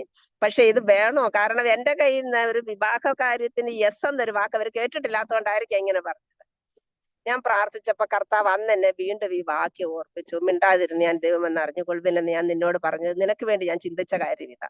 അപ്പൊ അങ്ങനെ ഒറ്റ ദിവസമാണ് എനിക്ക് വിവാഹ കാര്യത്തിന് വേണ്ടി പ്രാർത്ഥിക്കാൻ കിട്ടിയത്. അങ്ങനെ എന്തായാലും ഞാൻ പറഞ്ഞു ശരി മുമ്പോട്ട് പോകാം. അങ്ങനെ മുമ്പോട്ട് പോയി. അവര് പിറ്റേ ദിവസം വന്നു, കണ്ടു, കാര്യങ്ങളൊക്കെ സംസാരിച്ചു. അപ്പൊ ഞാൻ അതിന് മുമ്പേ ഈ സുമച്ചേച്ചി എന്ന് പറയുന്ന, ഞാൻ പറഞ്ഞല്ലോ മിഷൻസിന്റെ ജനറൽ സെക്രട്ടറിയുടെ ഭാര്യ, എന്നെ സ്വന്തം സഹോദരിയെ പോലെ അവരൊക്കെ കാണുന്നത്, അന്നും ഇന്നും കാണുന്നത് അങ്ങനെയാ. അപ്പൊ ചേച്ചി പറഞ്ഞു, സുമയെ അവർ കാണാൻ വരുമ്പോ ഉള്ള കാര്യമെല്ലാം സുമ പറഞ്ഞേക്കണം. സുമയുടെ അസുഖത്തിന്റെ കാര്യം, സുമ ആരാണെന്നുള്ളത്, എന്താണെന്നുള്ളത്, അതുപോലെ വീട്ടിലെ കാര്യം, ഇങ്ങനെയൊക്കെയാ. വീട്ടിൽ നിന്ന് ഞാൻ പറഞ്ഞിട്ടുണ്ട്, എനിക്ക് സ്ത്രീധനമൊന്നും വീട്ടിൽ നിന്ന് തരുമെന്ന് ഒരു ചിന്തയുമില്ല, 1 പൈസ പോലും എനിക്ക് തരത്തില്ലായിരിക്കും. ഈ കാര്യങ്ങളൊക്കെ ഇതെല്ലാം പറഞ്ഞേക്കണം. കാരണം പിന്നൊരു വാക്കാരും പറയരുത്, കല്യാണം കഴിഞ്ഞാൽ അത് കഴിഞ്ഞിട്ട് നീ ഇതൊന്നും പണ്ട് പറഞ്ഞില്ലെന്ന് പറയാൻ ഇടയാകരുതെന്ന് എന്നോട് ചേച്ചി പറഞ്ഞു. അപ്പൊ അതുപോലെ ഇദ്ദേഹത്തോട് സംസാരിക്കാൻ അവസരം തന്നപ്പോ ഞാൻ ഈ വിവരങ്ങളൊക്കെ പറഞ്ഞപ്പോ അന്ന് അച്ഛൻ 2-3 കാര്യങ്ങൾ പറഞ്ഞത്. ഒന്ന് പറഞ്ഞു, രോഗത്തിന്റെ കാര്യം പറഞ്ഞപ്പം പറഞ്ഞു, രോഗത്തിന് കർത്താവ് സൗഖ്യം തന്നാൽ അത് സൗഖ്യം തന്നെന്ന് വിശ്വസിക്കാൻ പറ്റണം. വിശ്വസിക്കാത്തത് കൊണ്ടാണ് പലപ്പോഴും പിന്നെ രോഗം വരുന്നത്. പിന്നെ രോഗമൊക്കെ എല്ലാവർക്കും ഉള്ളതാ, അതുകൊണ്ട് എനിക്കതൊരു വിഷയമല്ല. ഇത്രയും നാളായിട്ട് വേല ചെയ്യുമല്ലേ കർത്താവിന്റെ. എന്ന് പറഞ്ഞു. എന്നിട്ട് അദ്ദേഹം പറഞ്ഞു, ആ ഒരു ഫോട്ടോ കാണിച്ചെന്ന് പറഞ്ഞല്ലോ, ആ കുട്ടിയെ കാണാൻ പോയപ്പോ അതിന് തീരെ പ്രായക്കുറവാ, 23 വയസ്സേ ഉള്ളൂ, കേരളത്തിൽ നിന്ന് വെളിയിൽ പോയിട്ടില്ല, വേലയ്ക്കൊരു വിളിയൊന്നുമില്ല. അങ്ങനെയാണ് ആ കല്യാണം ആ കഴിക്കുന്നില്ല എന്ന് വെച്ചത്. അപ്പോഴീ ജോൺ കുരിയേശു അച്ചായനും കോശിവിദ്യൻ അച്ചായനും ഒക്കെയാ പറഞ്ഞത്, നിനക്ക് പരിചയമുള്ള ആരെങ്കിലും എവിടെങ്കിലും ഉണ്ടെങ്കിൽ പറ, വേല ചെയ്യുന്നവരെ നിനക്ക് ആരെങ്കിലും കണ്ടിട്ടുണ്ടെങ്കിൽ പറ, നമുക്ക് അത് ആലോചിക്കാം. അങ്ങനെയാണ് എന്റെ കാര്യം പറഞ്ഞതെന്നാ പറഞ്ഞത്. അവരോട് പറഞ്ഞു, ഇങ്ങനെ ഒരു സഹോദരി എനിക്കറിയാം, ആ സഹോദരിയുടെ വിവരം അറിയത്തില്ല, പക്ഷെ നവജോദയത്തിൽ നിന്ന് വന്നതാ, അതുകൊണ്ട് അവിടെ ചോദിച്ചാൽ അറിയാതിരിക്കുമെന്ന്. അപ്പൊ ജോൺ കുരിയേശു അച്ചായൻ പറഞ്ഞു, ഞങ്ങളുടെ നല്ല ഫ്രണ്ടാ നവജോദയംകാര്, ഞങ്ങൾ സപ്പോർട്ട് ചെയ്യുന്നത് അവിടുത്തെ വേലയെ, അതുകൊണ്ട് നമുക്ക് പോകാം. അങ്ങനെയാണ് അവർ നേരത്തെ അവിടെ ചെന്ന് പറഞ്ഞത്. അപ്പോഴാ നവജോദയത്തിൽ നിന്നാണ് ഞാൻ അവിടെ ചെല്ലുമെന്നുള്ള കാര്യം പറഞ്ഞവരറിഞ്ഞത്. അതനുസരിച്ചാ ഞാൻ ചെന്നതിന്റെ പിറ്റേ ദിവസം അവർ വന്ന് കണ്ടത്. അപ്പൊ കണ്ടു, അന്ന് കല്യാണത്തിന്റെ കാര്യം അങ്ങ് തീരുമാനിച്ചു. അപ്പൊ തീരുമാനിച്ചു കഴിഞ്ഞിട്ട് എനിക്ക് ഉള്ളിലൊരു ഭയങ്കര പേടിയായിരുന്നു. ഇത്രയും വർഷം ഇങ്ങനെ നിന്ന് ട്രെയിനീസിന്റെ കൂടെ നിന്ന് അവരുടെ കാര്യങ്ങൾ നോക്കി എനിക്കൊരു വീടിന്റെ കാര്യം നോക്കാൻ പറ്റുമോ, ഒരാളുടെ കൂടെ അങ്ങനെ ജീവിക്കാൻ പറ്റുമോ, ഒരാളെ അനുസരിച്ച് നിൽക്കാൻ പറ്റുമോ? കാരണം എന്നെക്കാളും പ്രായമുള്ളവരെയൊക്കെയാ ബൈബിൾ കോളേജിൽ പഠിപ്പിച്ചിട്ടൊക്കെ ഉള്ളത്. അവരോടൊക്കെ ഇങ്ങനെ പറഞ്ഞ് ജീവിച്ച ഒരാളാ ഞാൻ എങ്ങനെ ആയിരിക്കുമെന്ന് എനിക്ക് തന്നെ അറിയത്തില്ല. അതുപോലെ ഈ ആളും എങ്ങനെയാന്ന് എനിക്ക് അറിയത്തില്ല. കർത്താവ് എന്നെ വേലയ്ക്ക് ഇങ്ങനെ വിളിച്ചു, ഇതുപോലെ വിശ്വാസത്താൽ വേല ചെയ്യുന്ന ആളായിരിക്കുമോ, അങ്ങനെ ചെയ്യാൻ പറ്റുമോ, ബുദ്ധിമുട്ടുകൾ വന്നാൽ എന്ത് ചെയ്യും, അന്നേരമൊക്കെ മറ്റെന്തെങ്കിലും കാര്യങ്ങൾ പറയുമോ, ഇതൊക്കെ എന്റെ ഉള്ളിൽ പേടിയുണ്ടായിരുന്നു. കാരണം നാട്ടിലൊക്കെ, എന്റെ വീട് ഞാൻ പറഞ്ഞല്ലോ ഹിന്ദു കുടുംബം ആയതുകൊണ്ട് എന്റെ ചേച്ചിമാർ രണ്ടുപേരെ ഹിന്ദു വിവാഹം കഴിച്ചവർ എന്തെങ്കിലും പറഞ്ഞാൽ നീ വീട്ടിൽ ചെന്ന് പൈസ മേടിച്ചോണ്ട് വരാൻ പറയും. അപ്പൊ ഇതുപോലെ എങ്ങാനും ഉണ്ടാകുമോ എന്നൊക്കെയുള്ള പേടി എനിക്കുണ്ട്. ആ പേടി മാറിയ ഒരു സംഭവം ഞാൻ പറയട്ടെ. വിവാഹം ആലോചിക്കാനായിട്ട് വന്നു, അന്ന് തന്നെ എല്ലാരും കൂടെ തീരുമാനിച്ചു വിവാഹം അങ്ങ് നടത്താം. അപ്പൊ അവര് പറഞ്ഞു, ഇനി എന്നാ ഒരു ദിവസം നിശ്ചയിച്ച വിവാഹം നടത്തിയാൽ മതി. അപ്പോഴത്തെ അമ്മച്ചി പറഞ്ഞു, അതൊന്നും ഇവിടെ നടക്കത്തില്ല, വിവാഹത്തിന്റെ എല്ലാ കാര്യങ്ങളും, അതിന്റെ എൻഗേജ്മെന്റ് നടത്തണം, അതിന് എന്തൊക്കെ കാര്യങ്ങളുണ്ടോ വീട്ടുകാർ അങ്ങോട്ടും ഇങ്ങോട്ടും പോയി കാണണം, ഇതെല്ലാം കണ്ടിട്ടൊക്കെ വിവാഹം നടത്താൻ പറ്റത്തുള്ളൂ. അപ്പൊ അങ്ങനെ എൻഗേജ്മെന്റിന് ഒരു ദിവസം തീരുമാനിച്ചു. നവജോദയത്തിൽ വെച്ച് തന്നെ എൻഗേജ്മെന്റ് നടത്താൻ വീട്ടുകാർ വരാമെന്ന് 2 വീട്ടുകാരും സമ്മതിച്ചു. അപ്പൊ അതിനിടയ്ക്ക് ഈ അച്ചായനെ ഒരു ദിവസം ജോർജ് വൈദ്യം പാസ്റ്ററെ നവജോദയത്തിലേക്ക് അവർ വിളിച്ചു ചില കാര്യങ്ങൾ ചോദിക്കാനായിട്ട്. അപ്പം കല്യാണം നാട്ടിൽ വെച്ച് നടത്തണമെങ്കിൽ പൈസ വേണമല്ലോ. എനിക്ക് പൈസയൊന്നുമില്ല, കാരണം ഞാൻ ഇത്രയും വർഷം വേല ചെയ്തെങ്കിലും പൈസക്കല്ല വേല ചെയ്തത്. അച്ചായനും അതുപോലെ തന്നെ പാസ്റ്റർ പി എസ് സാമുവലിന്റെ കൂടെ വർക്ക് ചെയ്താൽ ശമ്പളം ഒന്നുമില്ല, വിശ്വാസത്താലുള്ള വേലയേ ഉള്ളൂ. അപ്പൊ രണ്ടുപേർക്കും പൈസ ഇല്ലെന്നറിയാം. അപ്പൊ പിന്നെ എങ്ങനെയാ നടത്തുന്നത്? അപ്പൊ അവരൊരു സജഷൻ പറഞ്ഞു, നിങ്ങൾ റായ്പൂരിൽ തന്നെ ചെന്ന് കല്യാണം നടത്താം, പാസ്റ്റർ പി എസ് സാമുവലിനോട് നടത്തി തരാൻ പറയാം, അപ്പൊ ചെലവൊന്നും വേണ്ടല്ലോ, ആളുകളെ ഒന്നും വിളിക്കണ്ട, അവിടെ നമ്മുടെ സ്വന്തക്കാരൊന്നും ഇല്ലല്ലോ. അപ്പൊ ഞാൻ മുറിക്കകത്തിരുന്ന് കേൾക്കുന്നുണ്ട് ഇവര് സംസാരിക്കുന്നത്. അപ്പൊ അച്ചായൻ പറഞ്ഞ ചില വാചകങ്ങളാണ് എന്നെ ധൈര്യപ്പെടുത്തിയത്. അദ്ദേഹം പറഞ്ഞു, പല ആളുകളും ചിന്തിക്കുന്നത് പണം ഉണ്ടെങ്കിൽ എല്ലാ കാര്യങ്ങളും നടക്കുമെന്ന. പക്ഷെ എനിക്ക് അങ്ങനെയുള്ള ചിന്തയില്ല. ഈ വിവാഹം കർത്താവിന്റെ ഇഷ്ടമാണെങ്കിൽ അത് നടക്കും. എനിക്ക് എല്ലാരെയും വിളിച്ചല്ലാതെ കല്യാണം നടത്തിയാൽ പറ്റത്തില്ല, കാരണം ഇത്രയും പ്രായമായി, രണ്ടുപേരും 40-ന് എത്തിയ പ്രായമാണ്. അപ്പൊ ഇങ്ങനെ ഒരു കല്യാണം ഈ സമയത്ത് നടത്തിയാൽ എനിക്ക് പിന്നെ എന്റെ ഭാര്യയും കൊണ്ട് എന്റെ വീട്ടുകാരുടെ അടുത്ത് പോകാൻ പറ്റുകയല്ല. ഞങ്ങള് വൈദ്യന്മാര് വലിയ കുടുംബം, ഒരുപാട് അംഗങ്ങളുണ്ട്. എനിക്ക് എല്ലായിടത്തും എന്റെ ഭാര്യയും കൊണ്ട് പോകണം, എല്ലായിടത്തും പോയി സുവിശേഷം പറയണം. അങ്ങനെ സുവിശേഷം പറയണമെങ്കിൽ ഞാൻ അവരെ എല്ലാം കല്യാണത്തിന് വിളിക്കണം, അല്ലെ നീ എവിടെ നിന്ന് വിളിച്ചോണ്ട് വന്ന പെണ്ണാടാ നിന്നോട് ചോദിക്കും. അത് പറ്റത്തില്ല. ഇത് നടത്താൻ കർത്താവിന്റെ ഇഷ്ടമാണെങ്കിൽ കർത്താവ് നടത്തും. അപ്പൊ ഇത് കേട്ടപ്പോൾ എന്റെ ഉള്ളിൽ വളരെ സന്തോഷം, വളരെ സമാധാനമായി. ഇത് ദൈവത്തിൽ ആശ്രയിക്കുന്ന ഒരു വ്യക്തി തന്നെയാണ്, കർത്താവ് എനിക്ക് വേണ്ടി ഒരുക്കിയതാണെന്നുള്ള ബോധ്യം എനിക്കുണ്ടായി. എന്തായാലും വിവാഹത്തിന് അച്ചായന്റെ വീട്ടുകാർ തന്നെ, അപ്പൊ അച്ചായൻ, അവര് 4 ആണുങ്ങളാ ഉള്ളത്, ഇത് ഏറ്റവും ഇളയാണ്. ഒരാള് മാത്രമേ ഇങ്ങനെ വിശ്വാസത്തിലേക്ക് വന്നിട്ടുള്ളൂ, ബാക്കിയുള്ളവരെ ഓർത്തഡോക്സുകാരാ. 2 ജ്യേഷ്ഠന്മാരന്ന് ഗൾഫിലായിരുന്നു, ഒരാളെ നാട്ടിലുള്ളൂ. അപ്പൊ ഈ നാട്ടിലുള്ള ചേട്ടന്റെ ഭാര്യ ചേച്ചിയും ഗൾഫിലാ. ഈ ചേട്ടൻ തന്നെ കാര്യങ്ങളെല്ലാം ക്രമീകരിച്ചു, കല്യാണത്തിന് വേണ്ട സകല ചെലവുകളും അവിടെ എടുത്തു. അപ്പൊ എന്റെ വീട്ടിൽ നിന്ന് കുറച്ച് പൈസ കൊടുക്കണം. എന്റെ വീട്ടിൽ ഞാൻ പറഞ്ഞു ഒറ്റ ഒരു ഡിമാൻഡേ ഞാൻ പറഞ്ഞുള്ളൂ. എന്റെ മൂത്ത ആങ്ങളയോട് ഞാൻ പറഞ്ഞു, ഞങ്ങൾ 8 മക്കളുണ്ടല്ലോ, എന്റെ 4 ആങ്ങളമാരും 3 ചേട്ടത്തിമാരും, ഒരു ചേച്ചിയുടെ ഹസ്ബൻഡ് മരിച്ചുപോയി, ബാക്കി 2 ചേട്ടന്മാരും 4 നാത്തൂമാരും, ഇത്രയും പേര്. പിള്ളേരൊന്നും വരണമെന്ന് ഞാൻ പറയുന്നില്ല. ഇപ്പൊ എന്റെ ചേട്ടത്തിമാരും ആങ്ങളമാരും നാത്തൂമാരും ചേട്ടന്മാരും ഇത്രയും പേര് കൂടി കല്യാണം നടത്തുവാണെങ്കിൽ കല്യാണം നടത്തിയാൽ മതി, ഇത്രയും പേര് വരണം. അപ്പൊ ആങ്ങളെ എല്ലാരോടും വിളിച്ചു പറഞ്ഞു, ഇവളിങ്ങനെ പറയുന്നത്. അപ്പൊ ആങ്ങളെ മറ്റുള്ളവരോടും പറഞ്ഞു, ഇങ്ങനെ ഇവൾ ഇത്രയും പ്രായമായിട്ട് ഇപ്പോഴാണ് കല്യാണത്തിന്റെ കാര്യം പറയുന്നത്, അതുകൊണ്ട് ഞങ്ങൾക്ക് അതിനകത്ത് വിരോധമൊന്നുമില്ല, ഞങ്ങൾ നടത്തി കൊടുക്കും. അപ്പോൾ അവർക്കും വളരെ വ്യത്യാസം വന്നു ഇത്രയും വർഷങ്ങളൊക്കെ ആയപ്പോ. ഞാൻ പറയട്ടെ, ഞങ്ങളുടെ ഈ 8 പേരുടെ കല്യാണത്തിൽ എന്റെ കല്യാണത്തിന് മാത്രമേ ഞങ്ങൾ 8 പേരും സംബന്ധിച്ചിട്ടുള്ളൂ. ബാക്കി ആരുടെയും കല്യാണത്തിന് 8 പേർക്കും കൂടെ ഒന്ന് പങ്കെടുക്കാൻ പറ്റിയിട്ടില്ല.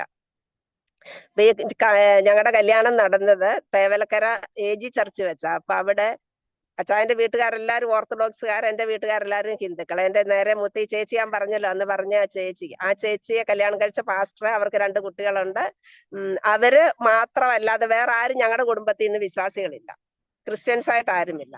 ഈ 2 കൂട്ടരും കൂടെ AG ചർച്ച് വന്ന് കല്യാണം നടത്തി. അതൊരു വലിയ അനുഭവമാണ്. പലരും പറയും ഇങ്ങനെ ഒരു കൂട്ടം ഹിന്ദുക്കളും ഒരു കൂട്ടം ഓർത്തഡോക്സുകാരും 2 കൂട്ടരും കൂടെ ഒരു പെന്തക്കോസ്ത് ചർച്ച് വന്ന് കല്യാണം നടത്തുക എന്ന് പറഞ്ഞാൽ അതൊരു പ്രത്യേക കാര്യമാണ്. കേരളത്തിൽ അങ്ങനെ സാധാരണ നടക്കാറില്ലല്ലോ, ഒരിടത്തും നടക്കാറില്ലല്ലോ എന്ന്. അങ്ങനെ 2004 ഫെബ്രുവരി 4-ാം തീയതി ഞങ്ങളുടെ വിവാഹം നടന്നു. ഞങ്ങൾ ഒരുമിച്ച് ഛത്തീസ്ഗഡിൽ പ്രവർത്തിക്കുന്നു. ഗ്രാമങ്ങളിലെ വളരെ ഫ്രീ ആയിട്ട് വളരെ സന്തോഷമായിട്ട് പ്രവർത്തിക്കാനായിട്ട് കഴിയുന്നു. ഇതിനിടയ്ക്കും പല അനുഭവങ്ങൾ ജീവിതത്തിൽ ഉണ്ടായിട്ടുണ്ട്. ഒന്ന്, 2020 കൊറോണ വന്നത്. 21 ഞങ്ങൾക്ക് 2 പേർക്കും കൊറോണ ബാധിച്ചു. അച്ചായന് വളരെ സീരിയസ് ആയി പോയായിരുന്നു. എനിക്കും കൊറോണ. 2 പേരും വീട്ടിലെ ലോക്ക്ഡൌൺ ആണ്, ആർക്കും പുറത്തുനിന്ന് ഇറങ്ങാൻ പറ്റത്തില്ല. അങ്ങനെയുള്ള സമയത്ത് എന്താ ചെയ്യേണ്ടതെന്ന് അറിയത്തില്ല. അപ്പൊ അച്ചായൻ ഒത്തിരി അങ്ങ് സീരിയസ് ആയി, ഒത്തിരി കൂടുതലായെന്ന് പറഞ്ഞ അച്ചായൻ ഒട്ടും വർത്താനം പറയാൻ വയ്യ, ശ്വാസം എടുക്കാൻ വലിയ ബുദ്ധിമുട്ട്. എന്നിട്ട് ഒരു മുറിക്കകത്ത് എനിക്ക് അസുഖം ഉണ്ടെന്ന് അച്ചായൻ അറിയത്തില്ല.